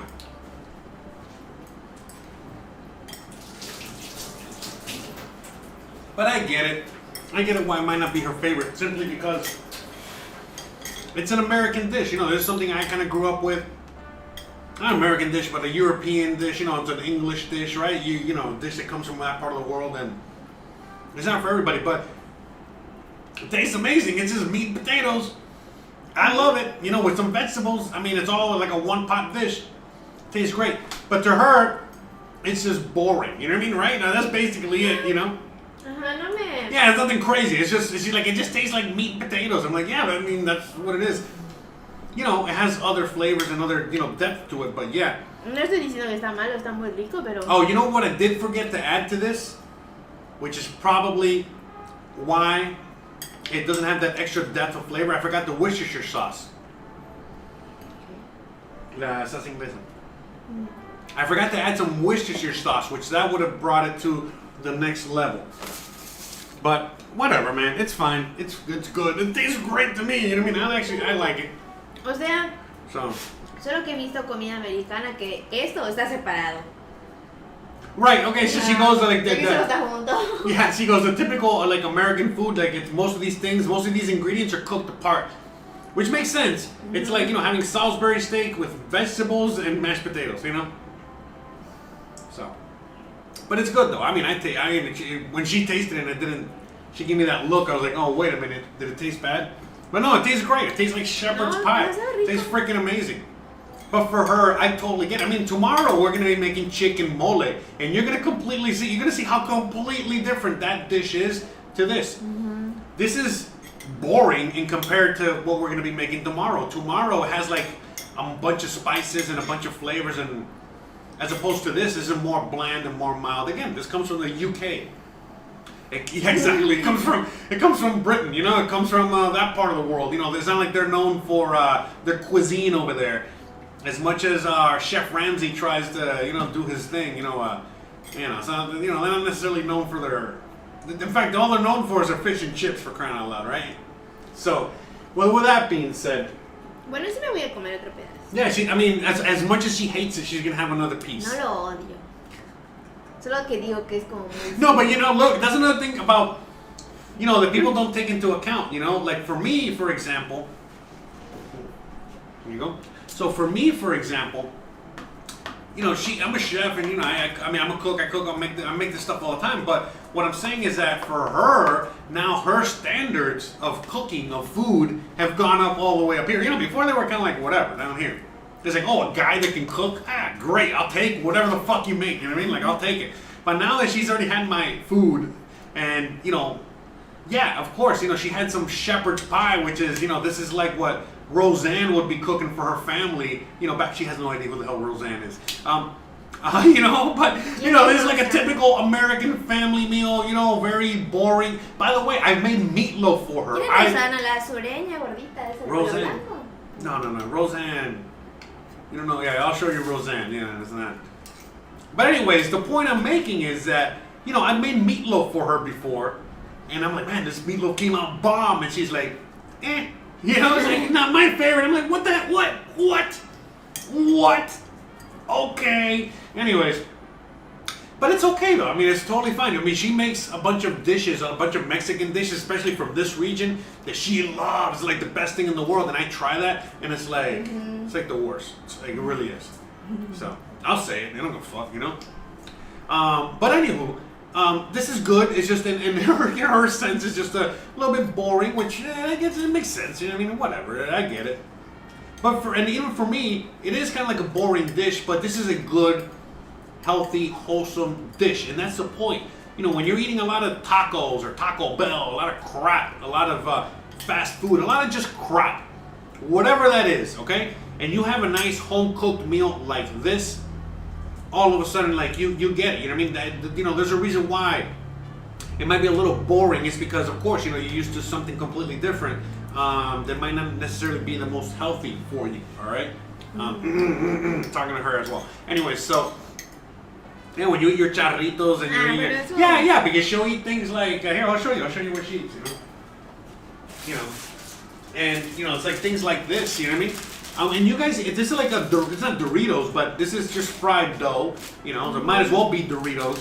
And then she adds all kinds of stuff to it, and basically this is like, it's not a bath bomb, but like a stomach bomb, Solo es harina frita. She goes, oh, it's just fried dough. Yeah, okay. Famous last words. Anywho.